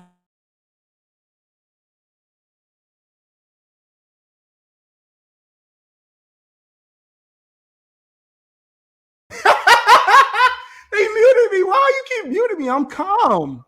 I'm muting you. He just jumped in. First Katie. of If he's not all, included, tell him not to come into the conversation. He's not. He's with our son right now. Okay, Listen, so he shouldn't walk over here and jump in a conversation. First of all, I'm not here to control what's. You and I need to have a conversation. I muted you. Okay, so tell him to stay out. Just me and you then, right?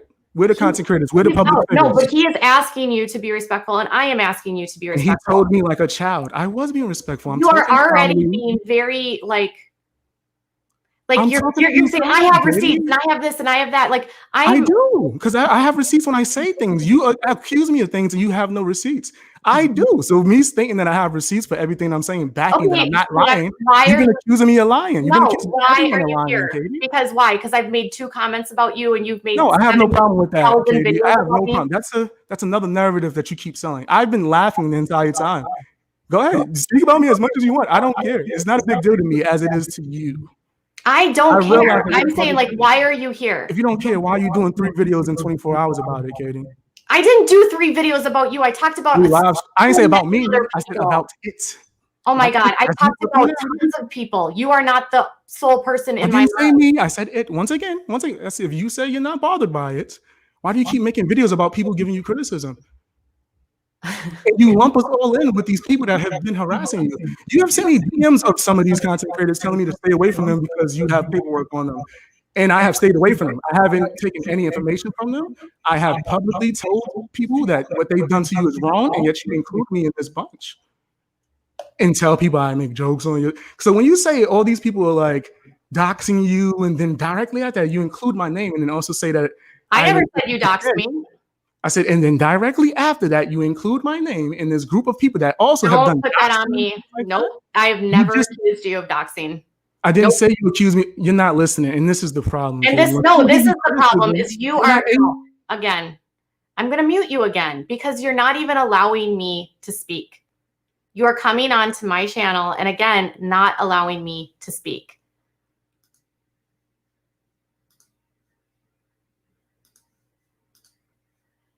I'm not going to have a conversation where I am going to fight with someone.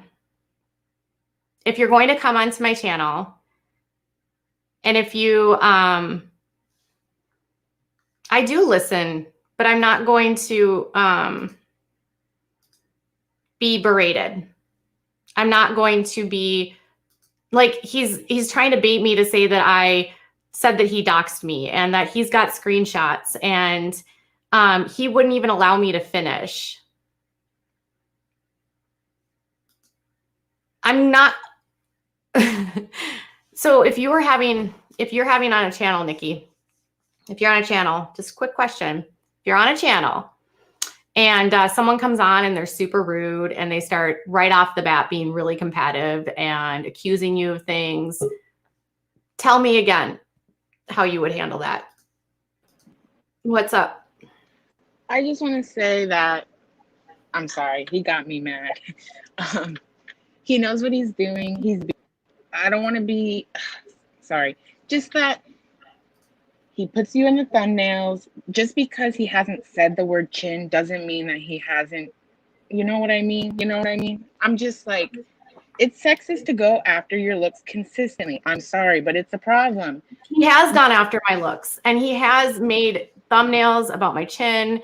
And whether he says it or not, it's that's what I'm not okay with. And if he's against the doxing, great. Thank you. But just like he can criticize me, I can say, I don't like that you did this. Exactly. I'm sorry. I needed to say that because that was the thing that was bothering me. He was combative right off the bat. He was combative. Yes, he was combative. And I think he just wants to make a video, honestly. He wants to make a video. I mean, he's gonna put this in, you know what I mean? He just wants to make money that's gonna get him clicks and views, just to be honest. And right. He just wants content for his channel. I mean, he says that I made 3 videos about him. I didn't make 3 videos about him. I was actually talking more about Creepshow. Oh, and I just want to say his argument. He's making a straw man. You are not the Duggars. You do not have a reality TV show. You do not have 20 family members that you can talk about. You don't have this. You know what I mean? Right. Like, it's just not the same. It's not the same. And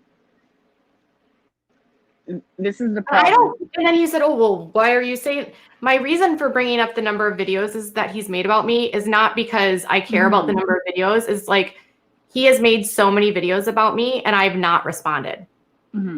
So the fact that I did respond suddenly now. So my point was, you've made 58 videos about me. I've made 0 about you. I mean, I've talked about you in videos, but they're not about you per se. Yeah, I'm going to jump, but I'm sorry. He was not combative right off the bat. That's true. But then he got combative, and that's when I was done. You're correct. Thanks, Amy. Thanks, Katie. Bye. Bye. All I wanted was to have a dialogue that was respectful, and I didn't want to have this fighting back and forth and yelling and screaming. Like, that's not what this channel is about. It's never been about that. I'm not. Some channels thrive on that kind of confrontation, but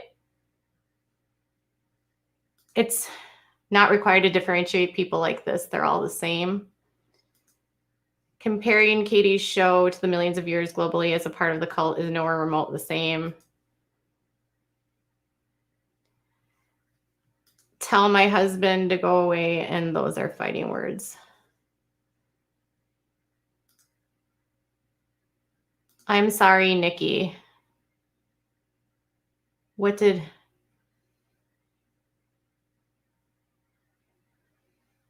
Todd just doesn't like the fact that he has gone after my appearance, that he has been, you know... I just am not the kind of person that's like, when I do my thumbnails, I'm not trying to like... Yes, I've made comments about, you know, Michelle Duggar's hair, but beyond that, like, that's because that's a Bill Gothard thing. I just don't want to have a situation where like it's like there's nothing productive in someone coming onto your channel and being like, well, I have receipts and I have this and I have that, and like, you have racist bans. What does if I'm not racist, my attacker, okay, well, his people attack me. I mean, that's the thing. It's like, I don't want you guys to attack him. I don't. you can have opinions on what he says and does, but I don't want you to attack him. And I've never wanted anyone to attack him. And all I've ever said with his coverage is, why are you talking about my edges? And why do you put my thumbnail and with the chin stuff? You know, like, it just, to me, it seems like there's a million things you could talk about. Those two are just not necessary to me. And if you're going to make videos about me, I can have an opinion about it. Todd and Katie did nothing wrong.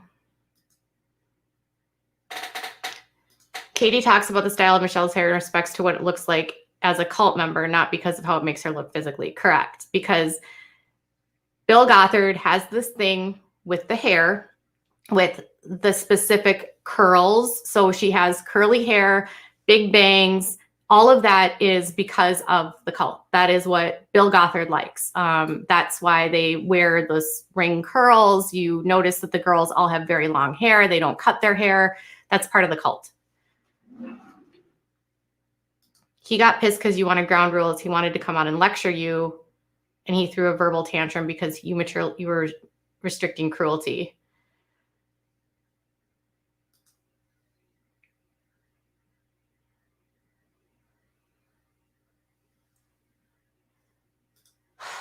Todd, can you just please apologize to Nikki? Let's not have any more issues with. And this idea that I am somehow, you know, I'm not a racist. I've never been a racist. I don't say racist things. I can't, you know, I don't even know how that.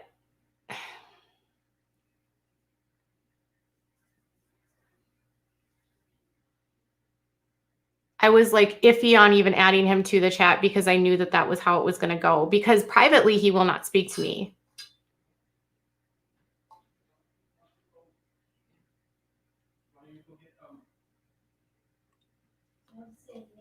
Yeah, you go get him. I'm going to go here for just one quick second. Are you going to apologize? Yes. Hi. Okay, Nikki. I did apologize in the chat, but you may not have seen it. What you need to realize is that that dude literally gets my blood boiling, and it's because the way he treats people. Not only Katie, it's the way he treats a lot of people. And he came on here, and one of the first things he said was that he was just on here to simply have a conversation, which is great.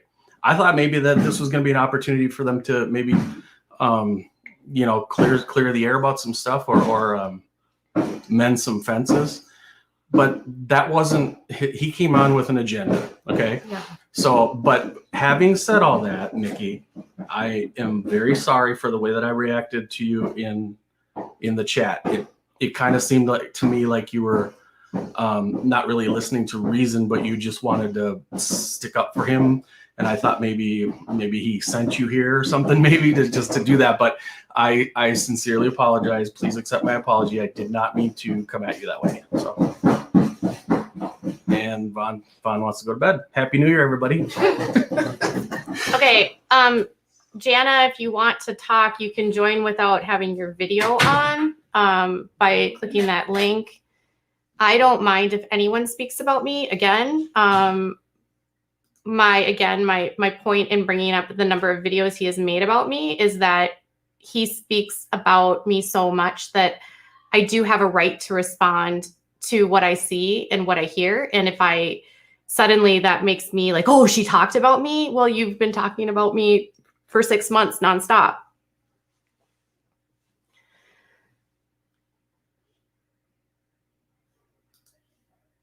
BX just proved he won't let a woman speak. He interrupted every time he tried to respond. Doesn't anyone else find that misogynistic? He wouldn't. He just kept piling it on. And I'm not interested in being yelled at and berated. Like, if we're going to have a conversation, let's have a conversation. Like, he came on defensive. Like, I didn't have a right to feel the way I felt. And as though I didn't have a right to have the opinions that I have. And if he can have opinions about me, I can have opinions about him.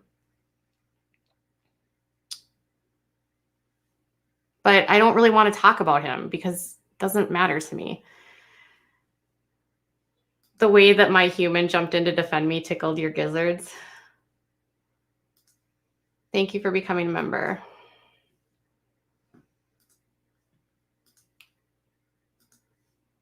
So if he wants to make content off that, have fun. You got your sound bet. You can say that we got into a fight, you know, whatever.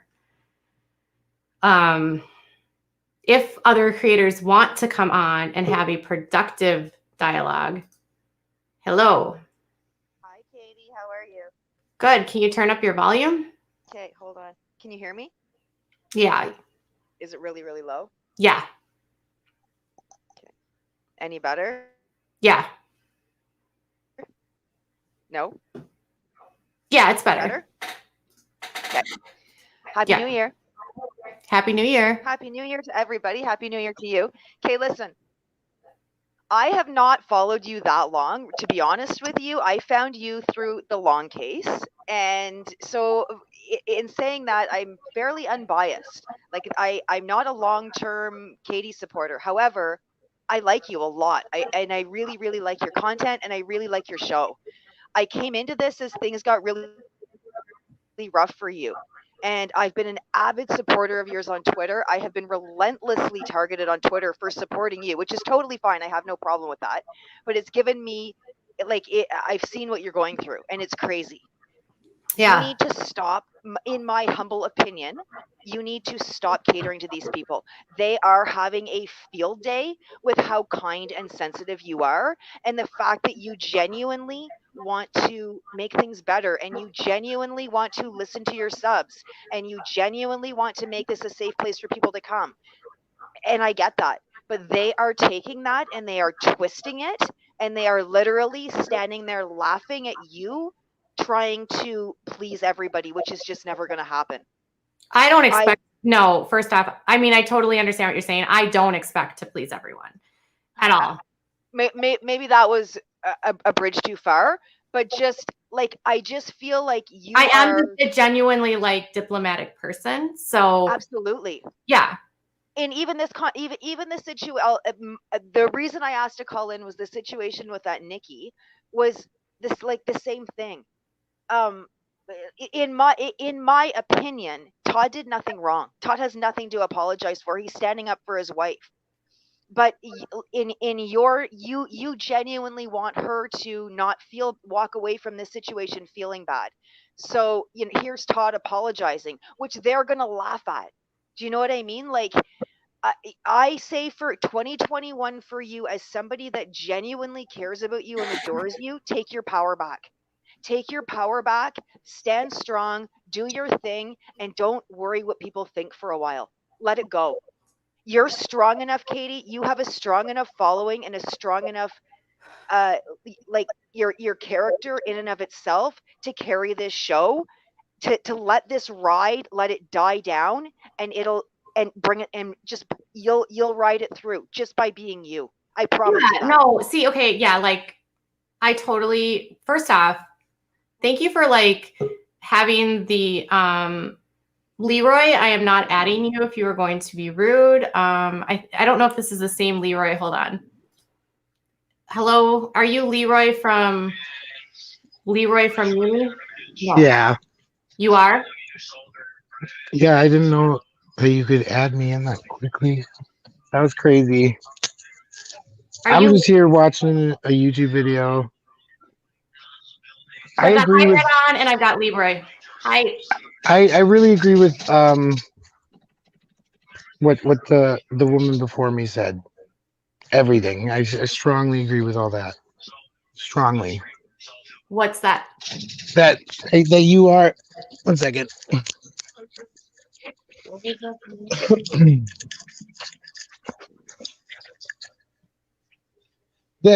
that you are a extremely sensitive person, and a very, very good and genuine person, and these people are having a field day with you. They're and you have everything in your power to stop it, and it just takes a little like self-discipline, and you got to be the thing is a little that tough with yourself. And when I don't say anything, they still talk. Who cares? Yeah. I don't care. I don't care. It'll But I'm stop. saying like, but even when they do Can I talk, smoke a cigarette on here, or is that gonna yeah, get you in trouble on YouTube? if you don't show it, Okay, I'm in my bathroom right now. yeah, if you don't show it, it's fine. I Let really them talk, Nikki. apologize. Who cares? I really apologize for all the hateful stuff I said the other night. I was intoxicated and so far have only seen a lot of videos about you that paint you in a really negative light. And in all honesty, like I watched some of the other like Uni Rock, I believe you talk about, and I've seen some of their other videos, and it's all this super petty, like these people are all adults and they're attacking you, another adult, and you know what, you're the one that's doing the most like honest hard work 100%. compared to all the 100%. rest of them. All these people Yep. are, you know, like you're covering stuff people are interested in, and these people are just dragging you through the dirt, and it's just bull crap. I don't Because agree with it. They're riding Katie's coattails. They're riding Katie's name. They're riding Katie's numbers. Yep. It's very, very easy to see it from a distance. I could care less about, I mean, I don't have a YouTube. Obviously everyone has a channel if you're on YouTube, but I don't Where were upload you? content. Like, where did you say things to me that were rude? Like on my other channel, or? No, I made some comments where I was saying rude stuff, but I deleted them all because I'm really glad you didn't see them. It was just rude and On my assumptuous. like on my channel. Yeah, I deleted them though. So Oh, and I apologize. I actually don't read a lot of the comments. Contrary to contrary to popular belief, people think that I'm constantly like in my comments, and I really don't read my comments very much. There's like filters, right, that filter certain things out. And I usually like go to the comments like once or twice, you know, after a video posts. But for the most part, I don't really read the comments. And that's purposeful because I get a lot of nasty comments. So I don't want to. Yeah. And that's awful that you have to deal with that. You know, and that's the thing. I've been thinking about that a lot, especially revolving around you, seeing you go through all this. It's a problem in the world in general. Like our world is run in a society where even celebrities are just chasing after those likes, and those comments still hurt those celebrities because they're still people, you know? Right. And the bigger someone is, the easier it is to forget that that's still a human being that you're saying Right. that awful thing to. For sure.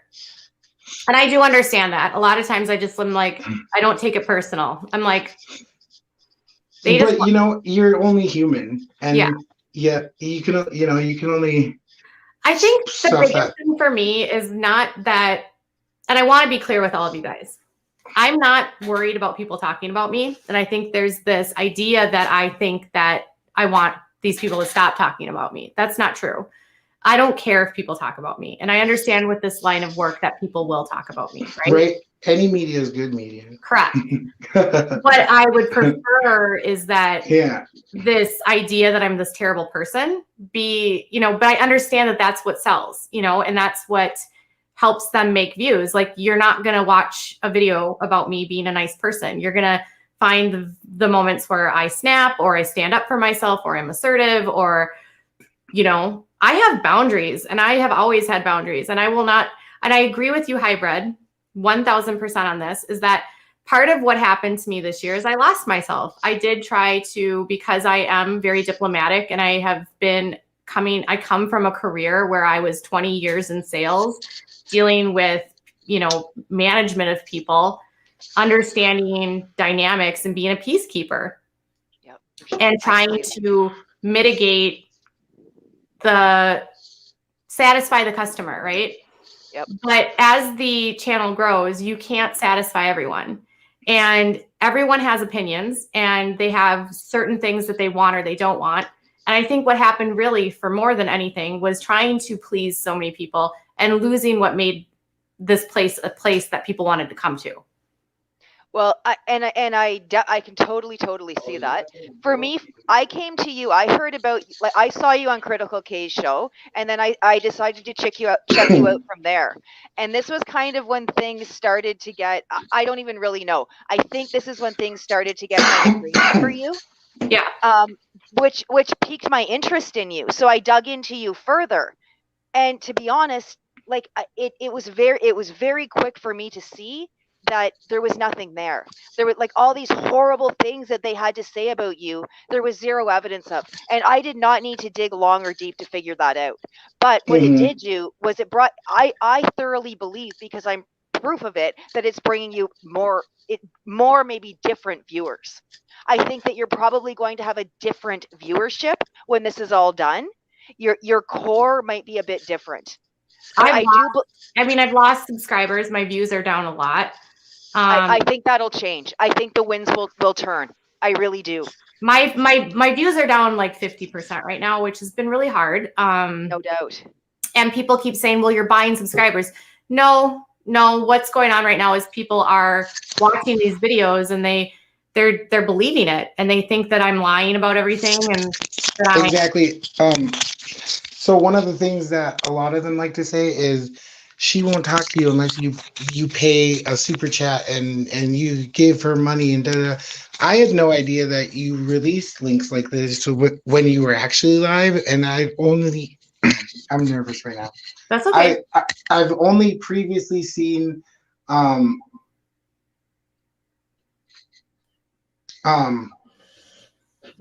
sorry.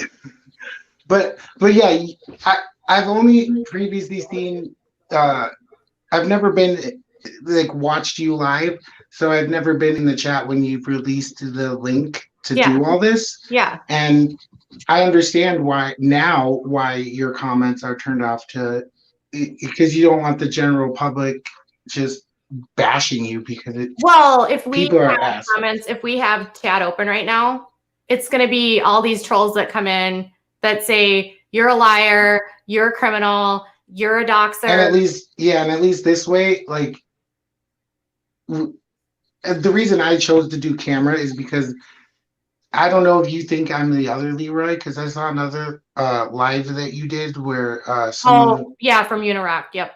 Yeah, no, I'm pretty new, and I found you with the whole lawsuit stuff and whatnot, but yeah, I definitely do not agree with what it's an ugly group of people, and they are doing completely unfair things, and it's very childish and high school drama stuff. Like, obviously they didn't get the satisfaction in high school. I think it's my earbud, and it's like messing up the way I pronounce things.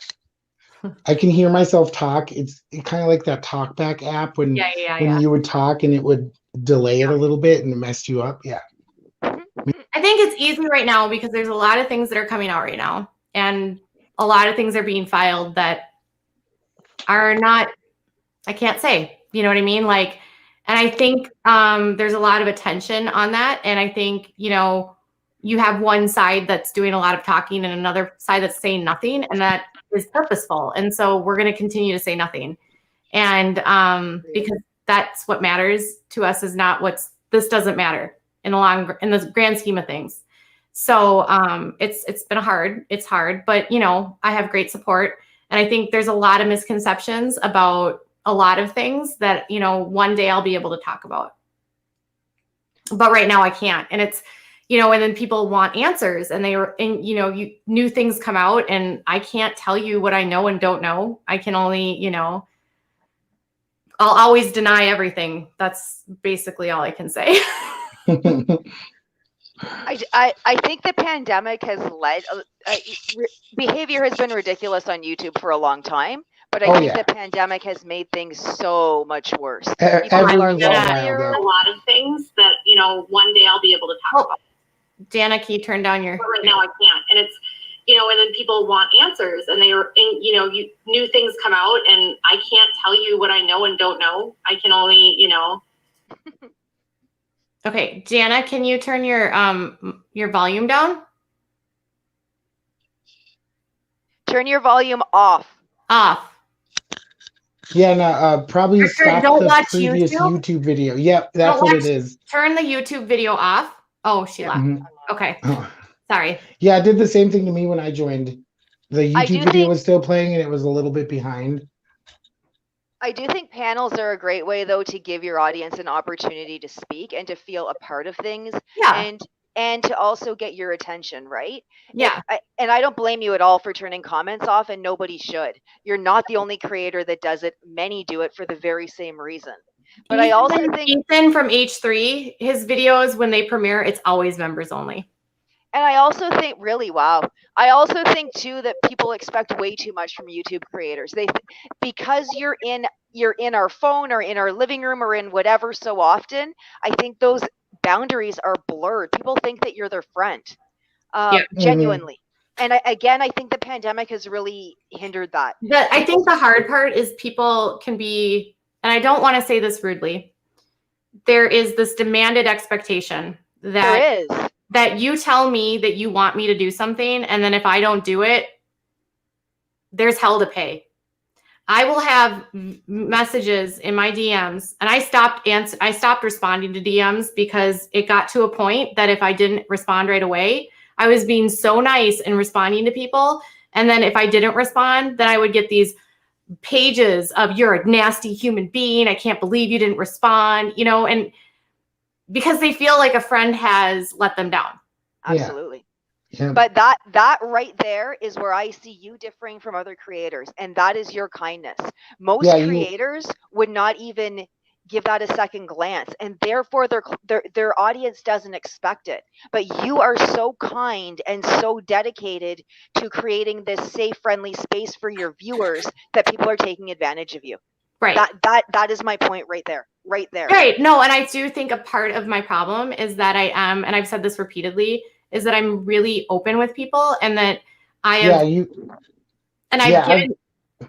I've given people, not even open on this channel, I mean just like in DMs, allowing people the space privately to share with me, and then that be used against me.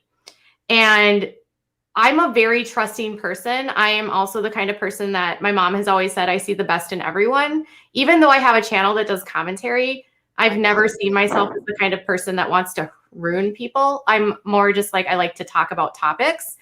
And, I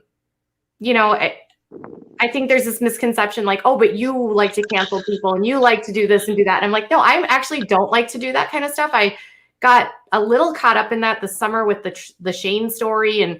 And after the Tana and the Jake Paul, it just got really exhausting. It's like, why are we tone policing what people can and cannot say? That's the exact opposite of free speech. And just because you don't like what someone says does not mean that their opinion or voice it matters less. You don't have to agree with it, but that is not an excuse for you to say you can't have a platform. Unless it's like hate speech or, you know what I mean? Like, but then there's this very fine line where people assign hate speech where it's not there, and they create things that don't exist. Like, you doxed Creep Show. No, I didn't. You did this. No, I didn't. And then you are fighting against a militia that doesn't believe reason or listen to reason. For sure. Okay. For sure. Jana. Hey. Sorry, I'm not sure how to work all this. This is my new adventure. That's You're okay. good. You know. Can you hear me? Mhm. Okay, I'm the one that has the COVID with pneumonia. I'm so sorry. Oh, And Jana. I lost my 4 family members. Wow, I'm so sorry. Yeah, it's okay. It's okay. I just look like poop. Crystal, I want to tell you something. Well, I say Crystal. Katie, I want to tell you something. I've been with you for almost 2 years. And yes, you do an extreme investigation on everyone. And you did give the docs on everyone. But you do it in kindness. It's not like you come out and you're saying, look at this, they're doing this, they're doing that. You're giving the facts. And that's Yeah, it's not malicious. It Yeah. doesn't. I just want to report the story, and I come from a writing standpoint where you want to have the sources, right? Yeah, that's Yeah. really what it seems like. Is if anything, you belong in like in a journalism field because you like to get down to the hard hitting investigating, and Right, and I there's believe nothing wrong with that. Like right, and I investigators believe do that kind of that, stuff. and that's why people are like, you can't do that on a T channel. I've never said that I'm a T channel. I mean, we have a cute little funny thing in my videos, like tea, coffee kind of thing, and we call it tea. But like, I have always come from a standpoint of, first of all, I want to make it clear, it is not illegal to use public records. It is No, actually, No, let that's me why they're public. okay, listen, I worked for a judge for over 20 years. Now, you can get any information you want on public records. You have to pay for it, though. In some states, only in some states. well, like, okay, there's this thing. Oh, this girl, Barely this here. one creator says she paid for my financials. No, I did not. Here. I'm sorry. One creator said I paid for her financials. Nope. You can't pay for someone. Do I need to do something to turn this up? I can barely hear. Oh, what happened? You need to turn yours up on your end then. I can't. I can hear you just fine.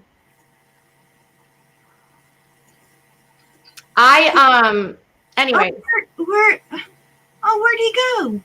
he's gone. He'll come back if he wants to. What I'm saying, I worked for a judge for over 20 years. Now, anything, I don't know how to look in these screens. Don't worry about it. Anything that's public record, yes, anybody can go and pay for it. Hey, anybody can go and pay for it. And that is public knowledge. But if you take those records and you go down deep inside it and you look into their personal life, that is a criminal offense. Now, you personally have not done that. Yes, you have made or paid your money just to get some information. What was her name? Bell, something. Les Bell, Lee Bell, whatever it was. I didn't pay for her financials. You didn't? Well, she has a whole video of you paying for it. Of a bankruptcy? Yeah. That's not paying for someone's financials. That's a court document. Yeah, but you said I had to pay for it and you agreed to it. That's well, right, but who cares? She makes it sound like I went and got her bank statements. No, I didn't. Exactly. So this is what. And the reason, does she tell you why I had to look for that? Because she hosted a fraudulent super chat drive where she told people that I took her channel down, which I did not. She accused me of child abuse, which I did not do. And then because she was doing this BS, I was like, why would you host a fraudulent super chat drive accusing me? They made over $600. I was like, what's your motivation to accuse me of doing something? Well, if you have not seen, she has made a new channel and she has shown receipts of it, and her supposedly channel of that charity drive or whatever it was after the fact that you had already said that to her.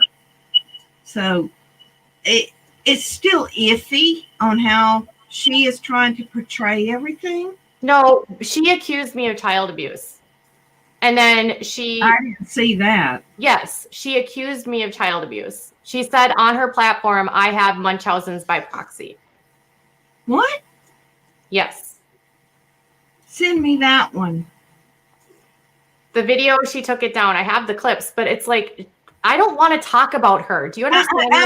I didn't mean to do that. I didn't mean to No, I don't want to talk about her because all she wants to do is make me talk about her so she can make 37 more videos. No. I didn't mean to do that. And she is a liar. And everyone that follows me knows the crap she pulled last year. She accused me of taking her channel down. She hosted a bull crap thing. Then she got arrested, which apparently turned out to get thrown out. But there was so many things that happened. And it was like, girl, if you're going to accuse me of this crap, What are you doing? I did not mean to do that. I'm just saying how this channel, your channel, hits a lot of people. They come from one direction, they come from another direction, they come from another. But what I'm trying to say to you is you stay truth. You say everything that is truthful. You don't back down. Now, when you do make a mistake, I correct it. apologize. Yes. And when you... And I did apologize to her, which is what's the bull crap of all of this. We squashed this 3 months ago, and she is doing this now to get views. Yeah, well, I was on a phone call with her for 3 hours where she told me, it's okay. I made so many mistakes. I know. Like, she refused to show her dashboard the entire time her channel was supposedly down, even though we knew she was illegally streaming. She was recording you at that time. She was doing crap to me the whole time. She was sending people out to my sources and telling them not to work with me. She was screenshotting everything I did. She was trolling me. She had a troll group that was stalking me. Oh, bless your heart. Now, I'm from the South, so when I say bless your heart, I mean bless your heart. So if she wants to play innocent, she had I have screenshots to this day of her saying that I might have made up my rape, that I probably lied about that. I have screenshots of them talking about how they go on to my videos and automatically thumbs down it. I have screenshots of her talking about my child. Like, I have screenshots of her laughing about me. She had a group of people that were trolling me. So she is not this innocent little victim that she portrays herself. Oh, she paid for my financials. What were you doing? I didn't pay for your financials. Why would you send your money to someone else when you have to take care of your own son and all the medical bills and everything that's going on? That doesn't make sense. None of that makes sense to me. And she's playing it up like she's the victim. Oh my gosh, Katie paid for my financials. No, Leslie. Talk about how you guys reached out to Olivia Plath and told her shit. Talk about how you reached out to Janelle. Talk about how you reached out. You literally screenshots of you trying to say, don't work with Katie. Katie's trash. Who told you that? I have screenshots of her saying that. They're laughing about my rape and saying, I bet you she just made that up. And then she went on her channel and accused me of having Munchausen's by proxy. Yeah. Seen that.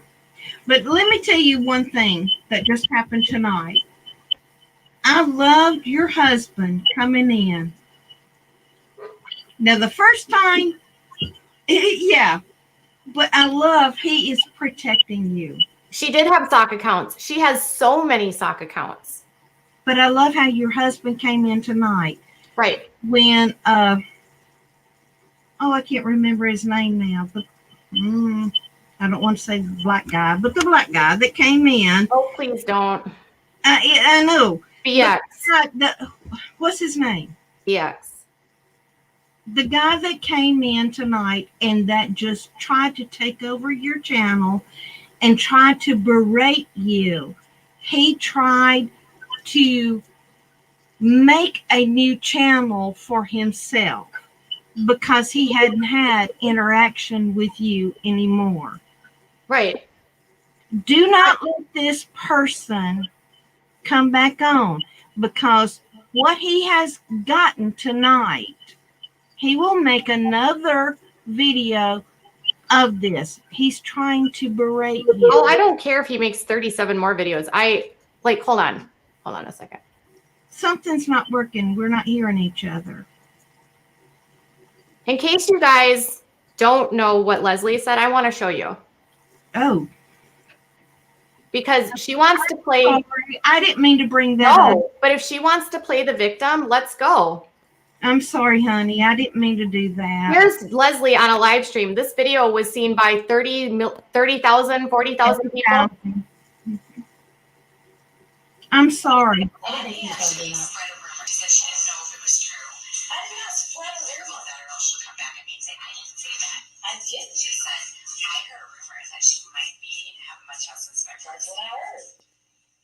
So, and I don't, you guys, by the way.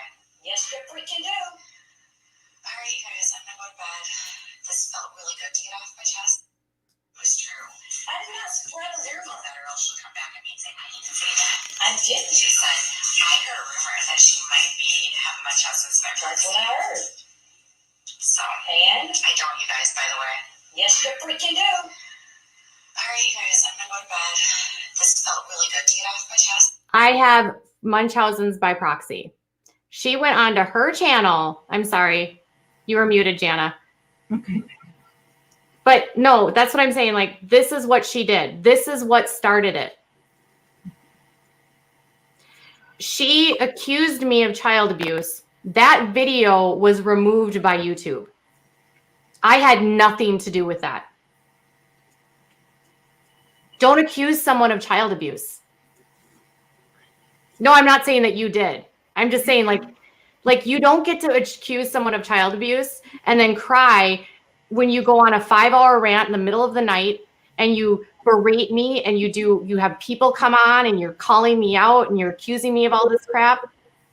Before I even woke up that morning, that video had probably been reported hundreds of times because I woke up to a crap storm because she went live in the middle of the night and did this. And all of my subscribers were like, I can't believe she accused you of that. So after that happened, once she said that, YouTube took the video down, apparently. And then she accused me of striking her channel and taking her channel down. And then after that, so she makes the video, which she told me I should not have made that video, Katie. YouTube had every right to take that video down. That was my fault. And then she also goes on a super chat drive where they raise over $1,000 for her, basically under the assumption that I stole her channel from her. So she ripped off the community for $1,000. And so why $2,000? $2,000. And then she says, I stole her financials. Well, if somebody's going to lie on you and says, hey, what are you doing? What's her motivation? Wait. Can I speak for one moment? Yeah. She now blames it on the football person that was in charge of the football people. And yes, that lady did get arrested for stealing money from the football association. Okay, now that is proven. But she is now saying that you're the reason for it. No. Listen to her video. I don't watch her. She's trash. I know she's trash, but I'm saying this is what she's trying to put out there. But yes. And she refused to show the proof after she shared fake YouTube emails. Right. When you brought the proof, the money was removed and everything. She tried to bring the proof that it was this lady that got arrested for the football stuff. And so now she's saying that you were putting it on her. And I don't know anything about the football drive. I never talked about the football like chat drive or whatever. That has nothing to do with me, and that was before me. You do. No, I didn't know anything. You do. You're a part of it. Oh, I also planted drugs in her car, and I got her arrested, and I'm following her. She blames me for literally everything. If she got divorced, I'm sure I cheated on her husband with her. I'm sure. Well, I'm just trying to tell you, she put a whole brand new video out to say, this is what really happened. This is what's really going on. And you accused her of doing these kind of things. So she was trying to rectify it for her. The only thing I ever accused her of was making a disgusting video about calling Fidel Evans' son or brother. No, you went after her docs. What? And you went after her docs, and you put her docs out there, and her bankruptcy and all that. I didn't put out any documents about anything. Well, that's what she's claiming. No, I never posted any documents. But this is what she has on you, or her You phone. know what? I don't know. I don't want to talk about this. I know well, I said I would stop, but you put that back up. But I'm telling you, she has a video saying, Who cares? Everything she says is lies. I know. And that's why I'm here to let you know. I'm here to support you. And I want to tell you about your thumb and his sucking problem. If you don't mind, we switching everything around. Thumb sucking problem?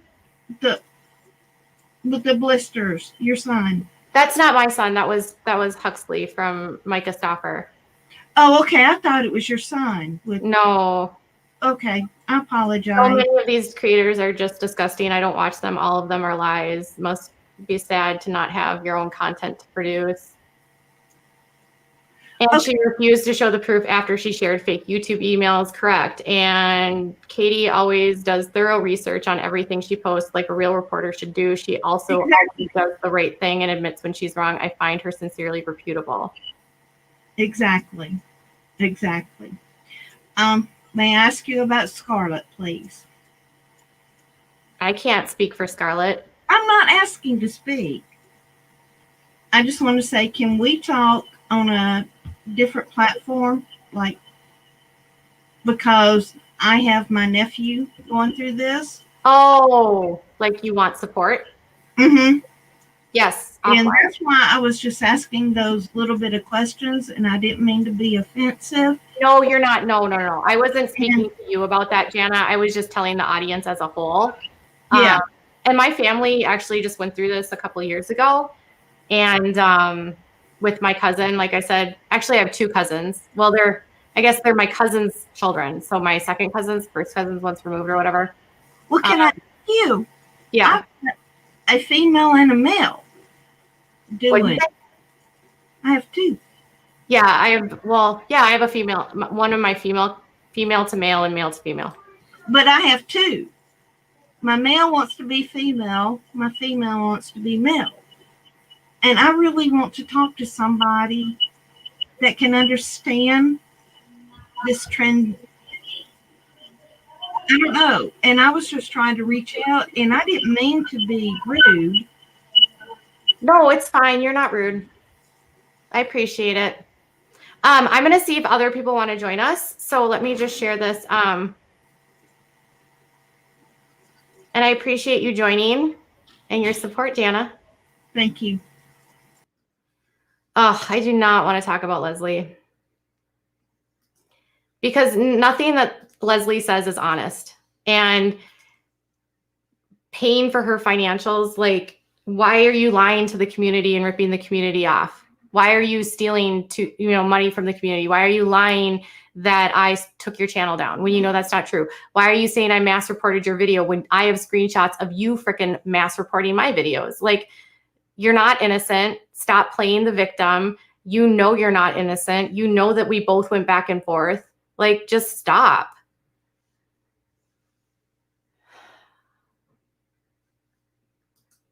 I'm so tired of that same drama over and over and over again with her. Every single time. Every time something new comes on, she comes to pile on and act like she doesn't, What's up, Debbie? Hey, Katie. Hey, girl. I want to say I've been watching you, oh God, with the headphones. I know. I think I talked to you last week, right? Yes, you did. Your husband with the layoff? Yeah. No health insurance. Yes, no health insurance. That But we're working on that. Oh, you're working on that. Okay. But I just want to say to you personally, you bring a bright spot to my day. Aw. And the creators that are going after you are not worth any of our time of day. No. And I am just coming out and publicly supporting you. And I enjoy you. And just keep on being you. Oh, all I want you to do. I just want to get, oh, hold on. I got to clear out my camera. Hold on. I just want to be able to not have, people keep saying to me like, oh, you don't want people to start talking about you. Like, I don't care. I feel like how many times do I have to say, like, I don't care? Like, people always say, like, you can't believe you did that to Leslie. Like, the reason I don't respond to it is because she lies. She lies about everything. She's a liar. Right. And I've seen a bunch of her videos and I just had to unsubscribe because I could not take the lies anymore. When you were buds with Uni, you talked about him like he's such a great man. And I said, okay. I went in and I immediately became a member. Bella, it's okay. It's not nighttime yet. Sorry, my dog wants to go to bed. It's okay. And then I saw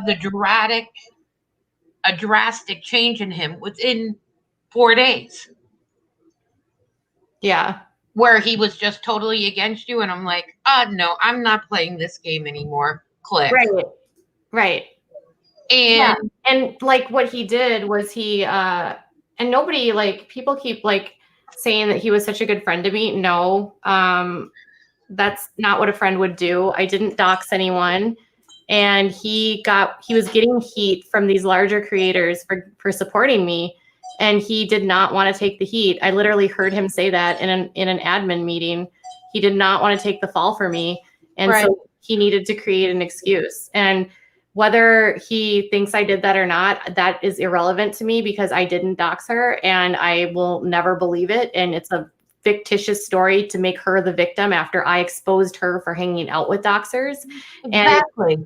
And if she wants to be a trash bag of a human and make videos about me, have fun. Like, her videos are negative. She's mean. That's not what I want to be doing with my life. Right. And I was thinking about starting a YouTube channel, but going, in the cooking genre. And I'm kind of nervous now because I want to go on as a platform because I live in Connecticut. Most of my family's in Florida. They want me to do a cooking channel basically for the recipes that I always cook for them. Yeah. And showing them step by step how I do it. And I almost did it, but now I'm kind of pulling back from that because I honestly don't. If someone came after me the way they're coming after you, I would have been like, that's it, I'm gone. And like I said, I don't even care about like people coming after me. People think like I'm like some kind of I'm a snowflake or whatever, and I can't take criticism. Yeah, I can take criticism. I just don't take lies. So right. Hold on a second. Hello, you're in the dark. You are muted. Oh, you need to unmute your mic, cheap shot.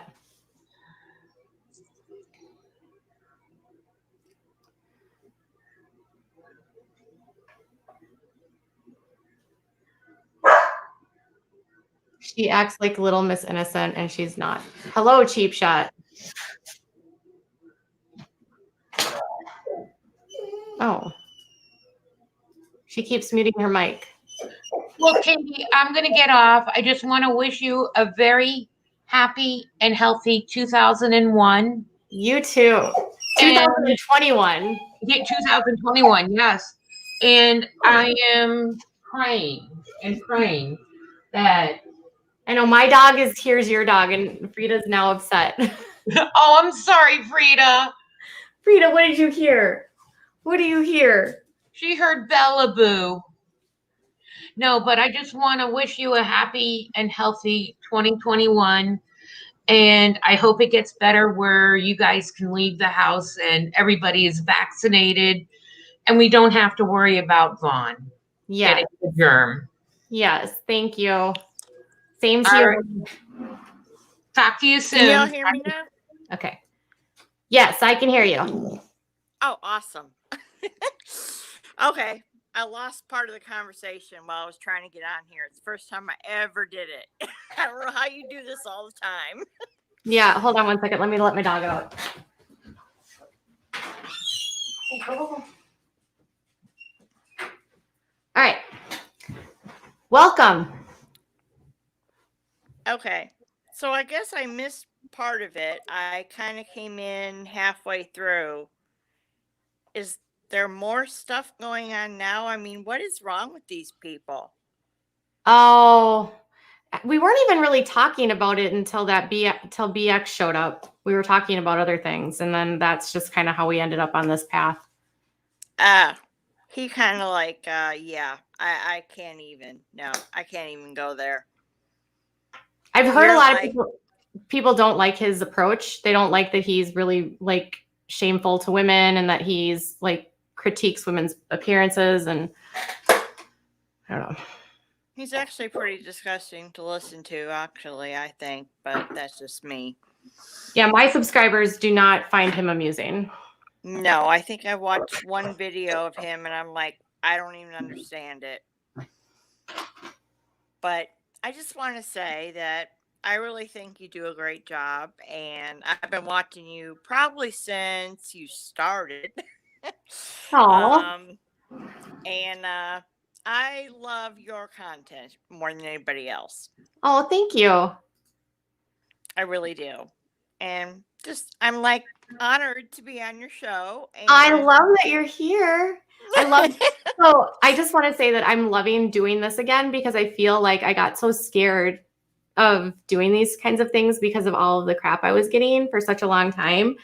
And I feel like I like sort of lost myself, because this was how this community became what it was doing this kind of stuff. And I feel like having done this over the last like month or so has been really good for my heart, because it reminds me of like all of you guys that are out here that love the content, because it's not about like, you guys can love me, but that doesn't really matter to me. It's more that like you like what I do. You know what I mean? Like, am I entertaining you? Are the stories interesting to you? Are you, you know, that kind of stuff. I didn't quite get all of that. My first time ever being on a show. No, I just said that I just, you know, I never really care that you guys like me. I just want you to like the content, I guess, if that makes sense. Oh, but I like you too. I really do.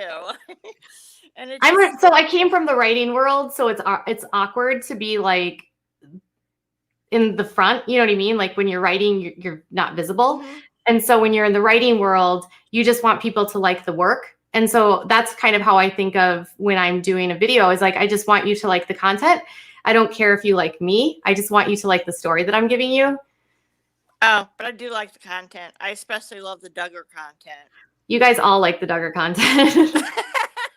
But the benefit with the Duggars is that there's so many of them. And so I can do a story every day and it's not the same Duggar, and it's, it's a different person, and it's a different, there's so many of them.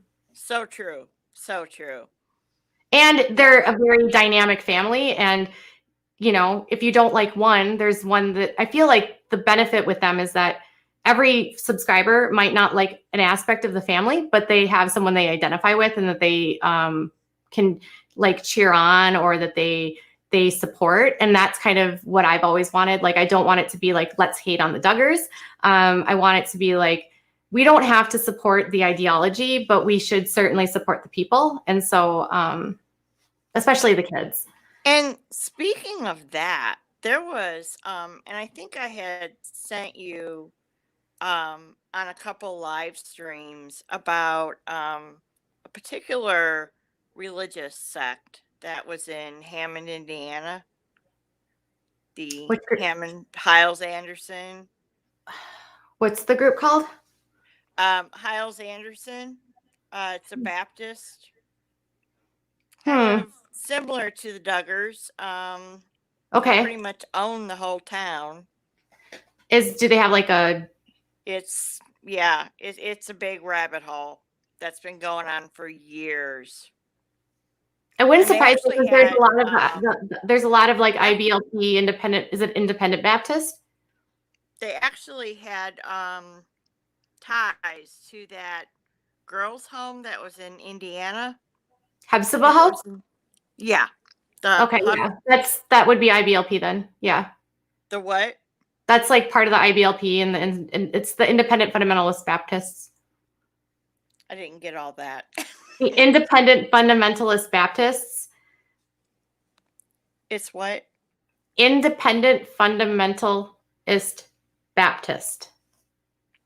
The IFB. Okay, I still didn't get it. Okay. I don't know why it keeps breaking up. Fundy Baptist is what Addie says. I don't know why it keeps breaking up. I can't seem to get it. This is my first time. So no, that's okay.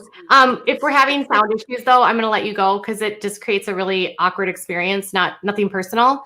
I just don't want to have to like, you're not hearing me and then the audience can't hear it. And it just has me repeating myself. So thank you so much for joining.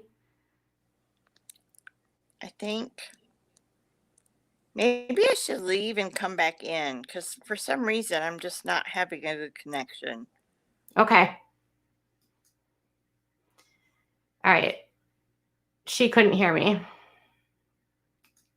Okay. So Independent Fundamentalist Baptist. It's a strange town for decades. I live for the snark.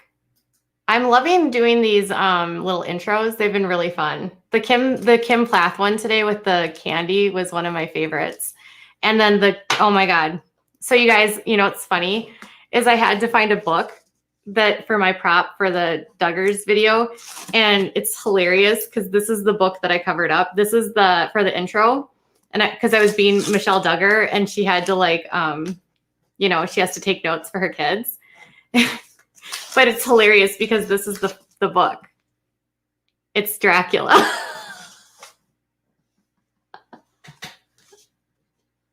I used Dracula. Like it's Bram Stoker's. This is the Jewel of the Seven Stars.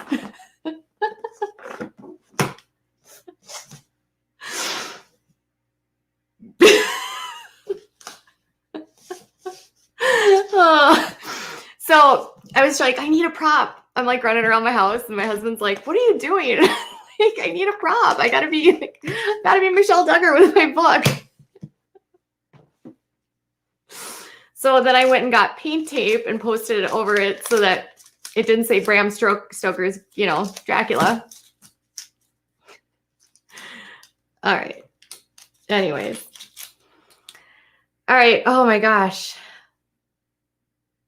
It was painter's tape. It is painter's tape. And I actually felt like it was like, I was going to say, oh, okay. Hello. Hello, how are you? I'm good. How are you, Richard? I'm having some issues with the audio. I'm sorry. Can you pull your earbuds out maybe?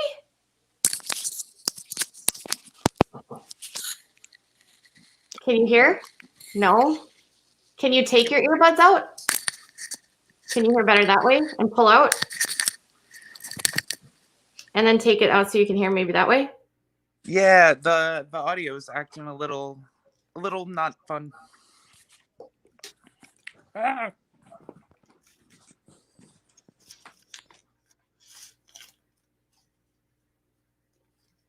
Do you want to try again? Aw. Okay. Desiree. You want to try again? Can you hear me? Yeah, you want to turn the volume down on the YouTube. You know, I don't have it open. It might be my computer. Hold on. How's that? Can you hear me now? Yeah. And no feedback? No. I've never done this in my life. I hate even public speaking. So, oh, you're fine. Hold on a second. Okay. What's up? I wanted to say two things. One, just to like end it off on a positive note for you, but I mean, I saw today someone else accusing you of having Munchausen's. And I just wanted to be clear for people that constantly use this against parents of special needs children. There's a caveat in Munchausen's where it must be an absence of reward.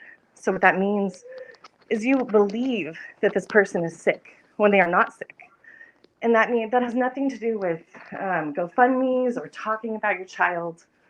Like, there must be an absence of reward. So while, yes, you might get like GoFundMe, Gypsy Rose. No, what they want, that's malingering. What they want is to be looked at as martyrs. Right, but they don't. The money doesn't matter to them. The money isn't the reason why they do it. Exactly. So like, their goal is they want to be the caregiver. Right. So a parent talking about their child, I saw them saying you're a little bit Munchausen's. That's like saying someone's a little bit autistic. Like, well, we can thank Leslie Bass for that vicious rumor making it onto YouTube. Right. But people think all over the internet that they can read the DSM and they know how it works. It's like saying, like, if you have a sore throat, therefore you have strep throat. Like, talking about a child first doesn't off, mean that you have Munchausen. First off, with Munchausen's by proxy, let's just get into this. You have to actually manipulate and fabricate. I support you, by the way. I'm not. No, I'm just saying, like, you have to manipulate and fabricate test results. Common things that people do with Munchausen's by proxy is starvation. So they will withhold food from their children, which will result in them getting feeding tubes, putting their children through unnecessary procedures like tampering with their lab levels. So something else that they love to do is put salt into their feeding tubes or add things to their feeding tubes to make them appear more sick. Starvation is probably the number one thing where they start with because that's an easy thing to do. They have symptoms that are very vague that don't have a diagnosis, and they put their kids through unnecessary procedures. My son has verifiably things in his body that are missing, his pituitary gland. He has had to have open heart surgery, none of which can be fabricated or faked. He has high pressure in his brain. None of that can be fabricated or faked. And same with his, like, every single procedure that he has had has gone through extensive diagnostics, which cannot be fabricated or faked. Definitely. And you do not doctor shop. As far as I can tell, it's not even my business to know, but you've lived in the First of all, doctor shopping? No, first of all, I mean, my son has two doctors. He has to have lots of doctors because he has lots of specialists. Right. But you would not let a nurse in the room alone with your child if you had Munchausen's. You would be his full-time care provider. Right. No. They have to have control. You are a full-time care provider. But you know what I mean? Like, these services, people turn them down because they want to control their child. Right. Because they have to manipulate things. They have to make their kids appear a certain type of way. They have to be in control of the narrative. I don't give a like, my husband takes care of, like, all of the doctor's appointments right now. I did it for 7 years. And, when he stopped working, we switched off and I'm working now. And so he does all of that. And it's been a weird transition for me to not know everything. He tells me, but if I had Munchausen's, I wouldn't allow my husband to take my son to the doctor. Right. And we also don't need to be attacking people for having two. Like, thank God your son has two supportive parents. I mean, not every child has that, especially if they have special needs, Right. So your husband and you should do whatever it is you need to do. Right. And it's a common accusation to throw at any parent of a child that has complex health because it's the sexy thing to try to find out if a parent is abusing their child. But let's be clear, when you are falsely accusing someone of having Munchausen's by proxy, you are falsely accusing someone of being a child abuser. And some of the worst kind of abuse. And some of the worst kind. Munchausen's by proxy has an extremely high mortality rate.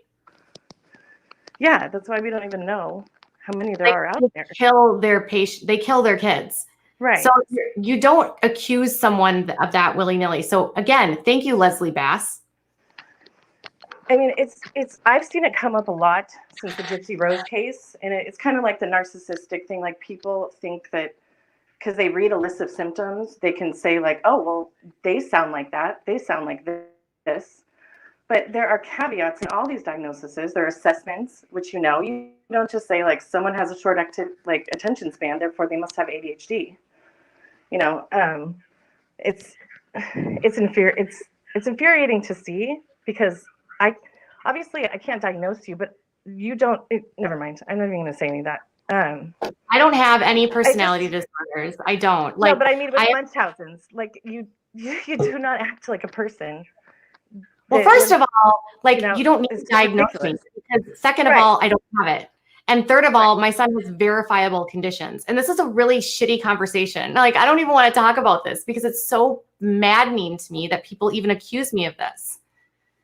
I agree. I'm sorry. I think too, not that, I just wanted to say too that like people constantly attacking you for services that people fought for decades for these kids to have. Services. My son doesn't have services. Like, I don't know. He doesn't have nurses. Yeah, that's private insurance. It's not Medicaid. I dare them to come to my house. And even if he did have Medicaid, it's none of their damn business. Right. Yeah, for sure.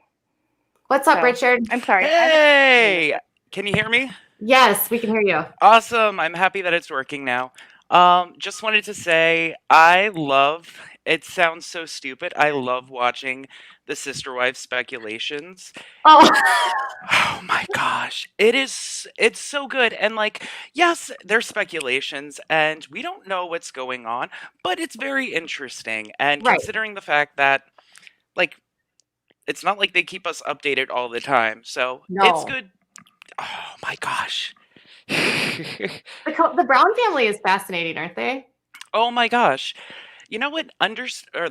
Taking a second to sort of look at their ecosystem and the way that it's sort of been curated, it's fascinating, and the way that it works but doesn't work, or they want it to seem like it works. It's interesting. It doesn't work. I mean, they lie. I mean, that's my opinion, obviously. Yeah. Of course. But yeah. I feel like people are in this like really massive lull right now. The Sister Wives content has been dipping, and I think people are ready for the show, and it just hasn't been on for such a long time. And so I feel like people are just sort of like impatient. They're like, I'm tired of all this social media stuff. Like, bring me the show. Because how many times can we say that Mary and Cody are, like Mary, her elusive Instagram posts, and Christine's broke, and like, how many times can we make the same videos? And it's like, every week there's something I could talk about, but sometimes I'm like, there's not that much to say. And especially considering the fact that it's already been said before, with the exception of the like, oh, by the way, me and Cody are totally in love right now. Yeah. Like, out of the blue, like, right. Like, or okay. like, if Christine does a random live where she's actually like says something of substance. Otherwise, this is a family that doesn't particularly engage in social media like the Duggars do. And I think that's why with the Duggars, there's an endless amount of content, because they engage so much on social media. And so there's constantly something that's happening. The girls clap back. And, like with the Sister Wives, you rarely see that.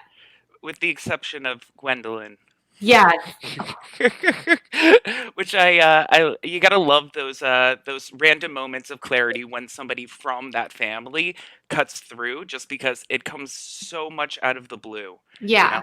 And I think people right now are struggling, like the dichotomy with my channel, with the Sister Wives people, is that there are people that fundamentally don't see anything wrong with what the family is doing. And so that's fine. I feel like I try to be respectful, and I don't like Cody, and I think that's fine. Like, I don't have to like Cody, but I do like the women. And I think, except for Mary, I'm not a huge Mary fan. I actually find her to be incredibly just patronizing, condescending. I think she's very selfish, but I love Christine. I love Janelle. I sob and Robin. I mean, oh, you know what? But even with Sob and Robin, I do think she has a good heart. You know what? I know that this sounds very weird, but I can see even with all of them, I could see why he was drawn to each one of them. Yeah. With the exception of like sort of getting into that like mind frame as far as like being able to possibly control, like divorcing that on its side, I can see, Mary for her love of her independence somewhat, Christine for her fun-loving nature, Yes. Robin for her affection. So I can, and Janelle, Janelle oh my for her gosh. mind. For her mind. Oh yeah. Janelle is so intelligent. Oh my gosh, absolutely. So I wanted to say thank you for that stuff. It I gives love me, I love Janelle's her acumen. She's incredibly driven. She's very business minded. That's what I've always liked about Janelle. I also like Janelle's very pragmatic approach to life, because I'm very much the same. People will often say that I'm like kind of cold or standoffish, and I just have always said that I'm just a very pragmatic person. So I can see that side of her, but then I see a lot of myself in Christine, because I can be very exuberant and sort of joyful and boisterous, and I speak off the cuff like she does. That's why I love Christine, because she doesn't bite her tongue. Who's your favorite? oh my goodness gracious. All right. So when I first went into watching, because I've been watching since the beginning, like when I was like super young, so I've been following them all along. So originally, I loved Janelle just because I can sort of have that like sort of cold nature, but as I grew up, because originally I thought Christine, especially in the earlier seasons, I just found her super annoying just because of everything with that. But I have my heart has grown for Miss Christine, and especially considering some of the social media stuff and Yeah. getting to know her a little bit better through her I own love her words. car confessions. Oh my gosh. So thank you so much for that content, by the way. I just got my molars out, Oh. so I'm recovering, and you are fantastic, and ignore all the haters. I just think it's weird that you're the flavor of the month. Like, apparently Yeah. people are making a lot of money off of you because I know, and that's what I keep saying to people is like, okay, you got all these people screaming and yelling about me. A lot of people are making a lot of money off of me. And I think Candace down there is one of Leslie's friends, so I'm not even on the chat. Thank you very much. Yeah, bye, honey. Oh, he's so cute. I think she would be super fun. Her brain is like mine. I know, me too. Okay. Oh my God, 3 hours? Have we really been doing this for 3 hours? Remember when I started and I was like, oh, I'm not going to be on here for very long. I think that Candace was one of Leslie's friends, unless Candace has actually been in the chat. But there's a Candace that is like a ride or die for Leslie. And if any of her ride or dies are going to show up, I have zero interest in getting into it. But it could have been someone completely different. Doesn't she have a Candace that's like really close to her? I thought there was like a Candace that was like really close to her. But whatever. I'm not interested in having any sort of fights about her.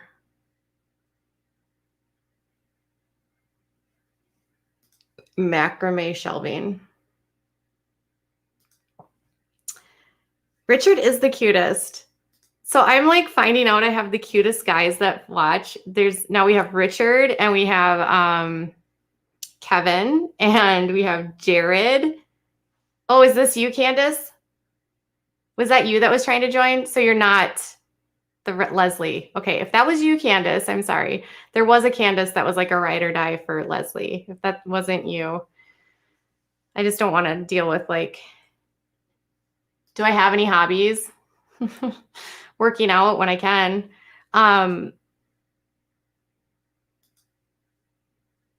This has been an awesome, let's just say it's been an awesome, what do you call it? New Year's Eve. I've enjoyed like hearing from you guys and talking with you guys. Yeah. I just don't want to talk about, the whole accusation of Munchausens, because I don't want to have to justify it. It's just not true. And I thank you again, Leslie Bass, for planting that in this community.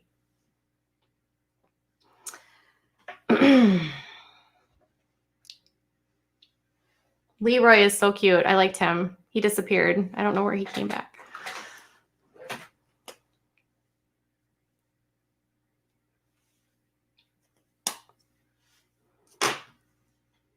I mostly do just elliptical. I'm not a super basic. I'm your average cardio girl. Pretty basic.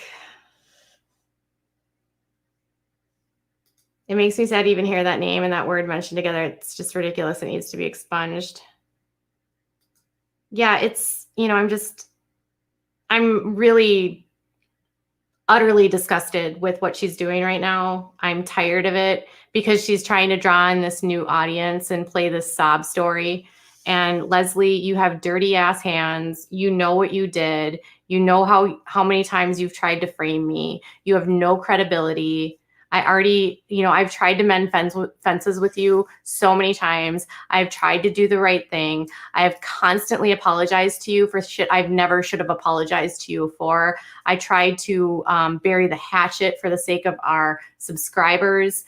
I have tried to be the bigger person, and every single opportunity you have to bring up and put clout and to get clout off my name and to accuse me of bullcrap, you do. You say I did this, but then you don't think about the crap that you've done. You don't talk about how you accused me of child abuse. You don't talk about how you had those, the chats that were interfering with my sources, or the thumbs downing me, or the reporting of my videos, or the mocking of my rape. You don't talk about any of that. You don't talk about the fact that you accused me of taking down your channel and you knew it wasn't true. You don't talk about the fact that you were illegally streaming MTV videos, which you're not supposed to do. You never take responsibility for the shit you do, and you constantly use me as your scapegoat. And I'm done with it. Keep using my name for clout. It's desperate. It's stupid. You look pathetic doing this.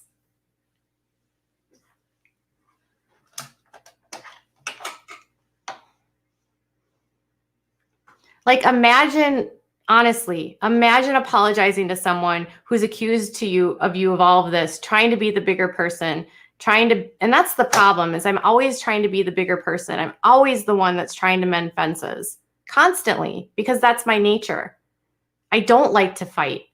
I'm a peacekeeper. I want to be friends with people, but you know what? People on YouTube don't want to be friends. They saw a vulnerability in me of being honest and being genuine and actually, doing the work and spending the time to learn the craft. And my kindness has been exploited. My ability to actually care about my community has been exploited. My kindness has been mistaken for weakness, and I'm done with it.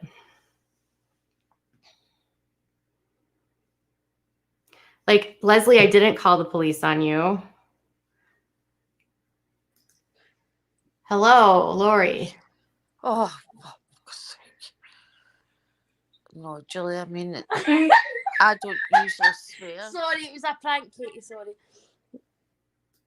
Nope, Julie, you are not joining my chat again. Nope, Julie. Don't you dare, Julie. Julie Virgo, you are not welcome on this channel. You are not welcome in any of my communities. No. You are a drama starter.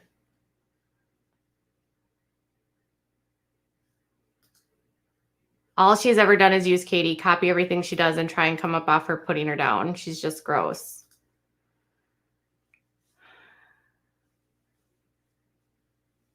Seriously, Julie Virgo, you are a problem. You are a drama starter.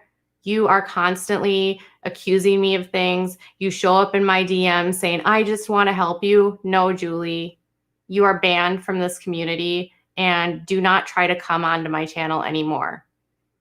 You don't get to accuse me anymore of things and make me defend myself. I'm not going to defend myself to you anymore, Julie. Yeah, that was Julie trying to get back on here.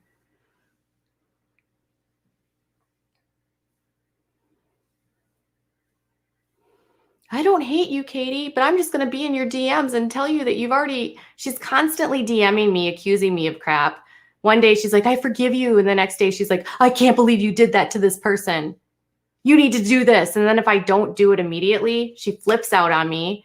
And she is seriously like, this is how she's been doing me for like 6 months. She acts like she's got this pipeline to me, and that if I don't jump and if it's not as how high as she wants, then she's going to go, start some crap with other people.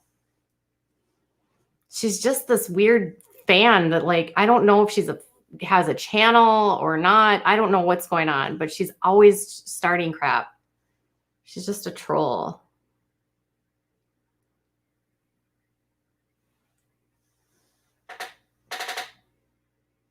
Happy New Year to all of you guys, if you're there. Like, seriously, I can't tell you how many times she'll show up in my DMs. You need to apologize to Leslie. I can't believe what you did to Leslie. You need to talk to this person. You humiliated them. And it's always trolls. It's always trolls. I'm going to actually get offline. It's like 3 hours in. I want to go spend some time with my husband. As fun as this has been, I'm just going to be me, and I am going to not be anyone but me. And Julie, you can cry, and BX, you can cry, and Leslie, you can cry. Like, you guys have been berating me for months, and the fact that I have the audacity to respond to your bullcrap and your lies, keep lying. It doesn't matter to me. Keep coming up off my name. Keep using my name for views, whatever. None of the crap that you ever accused me of ever is truthful. You never have receipts. The receipts that you have are petty. It's like a junior high bully game. That's all it is. Oh, Katie said this to someone. Who cares? You know what? If I say a joke you don't like, don't watch me. If I said something that offended you, guess what? Everyone says things that offend people, because guess what? We all have viewers that get offended, right? Everyone gets offended about everything. You are not the police of what I say. I am not the police of what you say. But if you lie on me, I'm going to tell you that you're lying on me. And Leslie, you're lying on me. You've been lying on me for over a year. Ugh. And no one's going to forget how you accused me of child abuse. And falsely accused me of taking your channel down and stole $1,000 from this community. So keep going.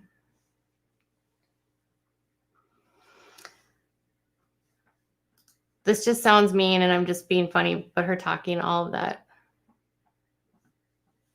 Oh, I don't know. Tell the truth. I'm just done being bullied. So Creep Show, make your other 5,000th video about me. Say I'm the worst. That's your title for everything is Katie just got the worst.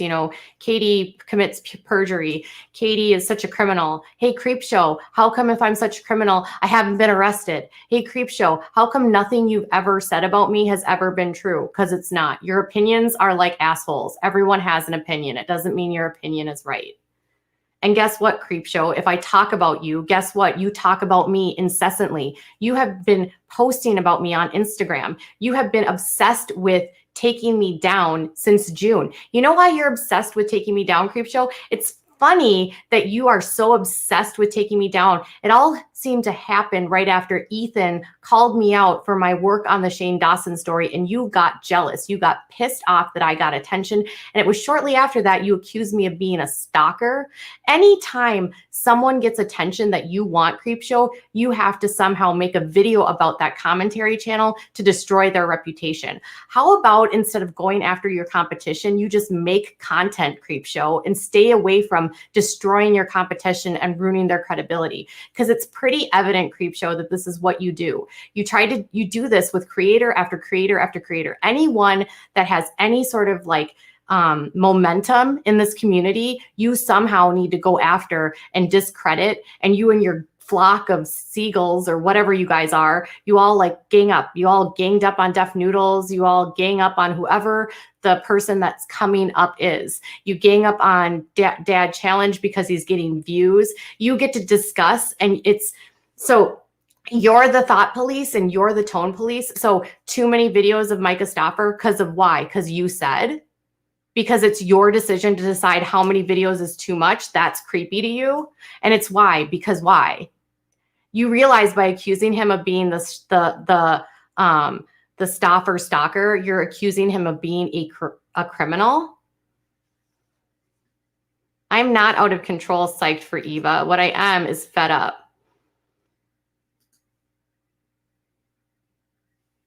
Like, if you can say things about me, Creepshow, I can say things about you. Like, so you can call him the Stauffer stalker. What's your evidence that he's actually stalking someone other than he's made a lot of videos and made some money on it? Have you not falsely accused people of putting out what you believed was CP? Did that not get you in a ton of shit? Have you not had a ton of backlash for some of the videos you've made because you did not have sources or you got information wrong? Have you doubled down and refused to correct things when people have called you out? Yes. Do you consistently get called out for falsely like accusing people of things? Yes. You're no better than anyone else. So stop being the tone police for the commentary community. Stop trying to destroy other people in this community because you want all of it.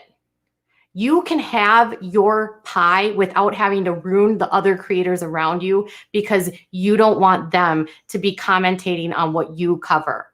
Because the way that you go after all of the creators in the commentary community, the way that you do, shows me that you're petty and jealous and you just want to destroy your competition. And someday, even though I'm in the middle of something that's going on legally, you're going to find yourself in a lawsuit because of the way that you're doing things and because you refuse to retract and you refuse to correct.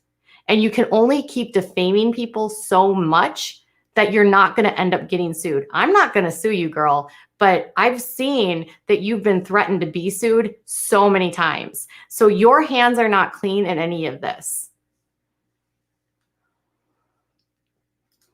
All of these channels go after her, want her to respond. And when she does, then they make more videos to slam her for the response of her own defense. And she'll make a video about this. Oh, Katie's just getting worse. Well, you know what, Creepshow? You're a bully and I don't care anymore. Make 27 more videos about me. I don't care. I don't care. You're just a bully.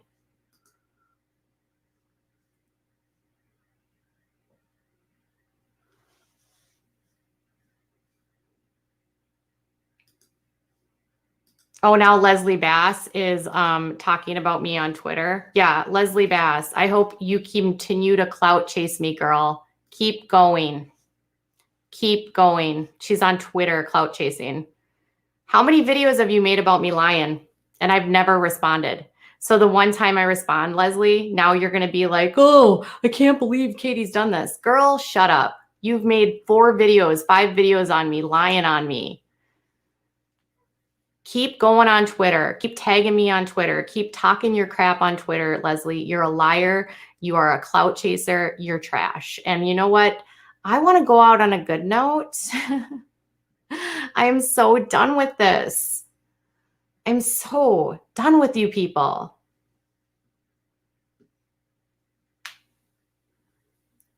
Just leave me alone, Leslie. All I've ever asked of you is to keep my name out of your mouth or to shut up and stop lying. Your content would be so much better if you focused on something besides me and your victimhood by me.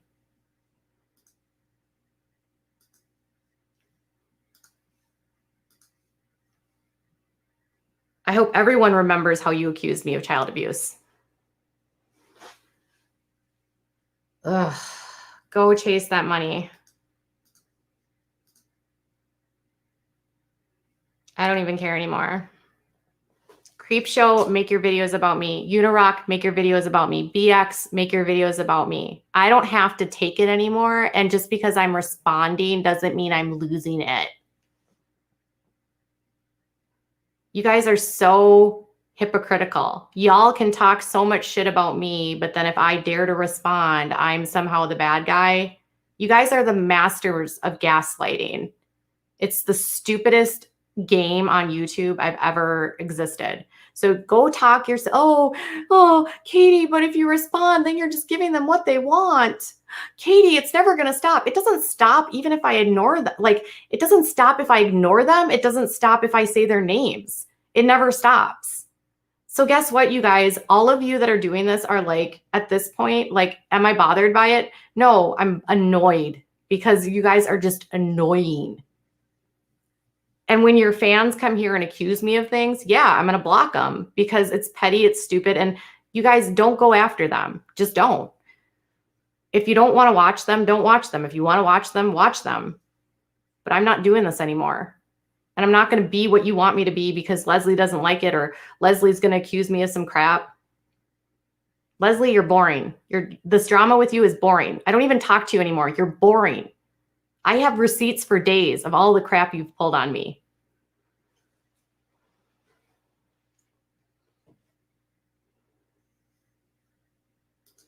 I know. I just like to respond sometimes and let them make 87,000 more videos. I don't care. I never talk about them. I don't. My subs don't like it.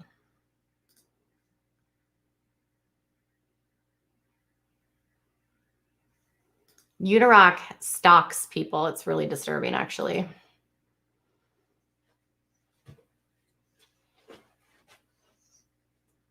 All right, so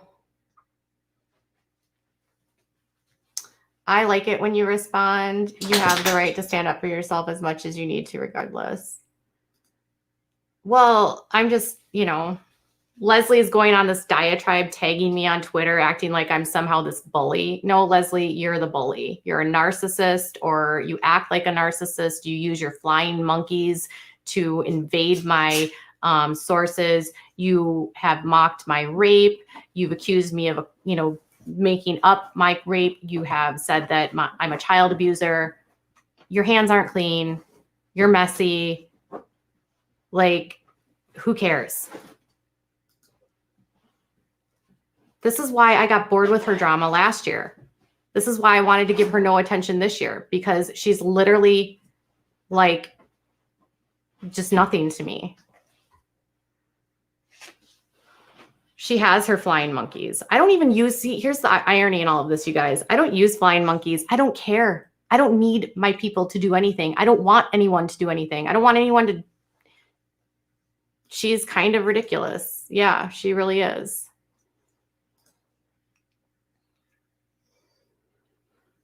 Every time like something like this comes up, it's like the same thing like with Angelica Oles. She copyright struck me. Well, Angelica, how's losing 20,000 subscribers because you were racially insensitive? How's that going, Angelica? And that's another one, Angelica, who's always like tone policing everyone. Like, you don't have to tone police people. We are not the moral authority. Like, I am not the moral authority, and I'll never be the moral authority.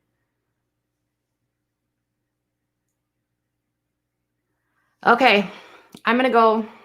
I want to chill out. If you don't love me anymore, unsubscribe. I've lost subscribers, but I'm going to go back to being me. I'm not going to apologize anymore for being me. I'm not going to bend to what other people want of me anymore. I'm going to put out my content. And if you want to come to my channel and have this content and the vibes we have here, that's what I'm going to give you. That's always what I'm going to give you. This other stuff is noise to me. It's irrelevant to what I do. These people don't pay my bills. My audience is who I care about. I don't care about the rest of this stuff. So if you guys want to keep talking about me, talk about me, fine. But if you say some nonsense, don't expect me not to clap back. And I'm always going to stand up for myself. And that's it. So thank you guys for being here. But all of your channels just got free publicity from me. I have bigger, so Leslie, hey, now all these people can go subscribe to you and find out if they like you or not, right? Headband. Oh, you can't even tell if she could be on the toilet for all we know. What are you talking about? Oh, does she use like a green screen? I have no idea. But this is the longest live stream I've done on this channel, so I should probably go. Thank you guys so much for joining me. That's my mic drop. I'm not going to be bullied anymore. And I want to give you guys what you want, and that's me. And the old Katie is back. Yep, vintage Katie's back. I'm done. I'm not bowing down anymore, and I'm not apologizing. So good night, you all. Happy New Year. I love you so much. And we're going to rock it into 2021.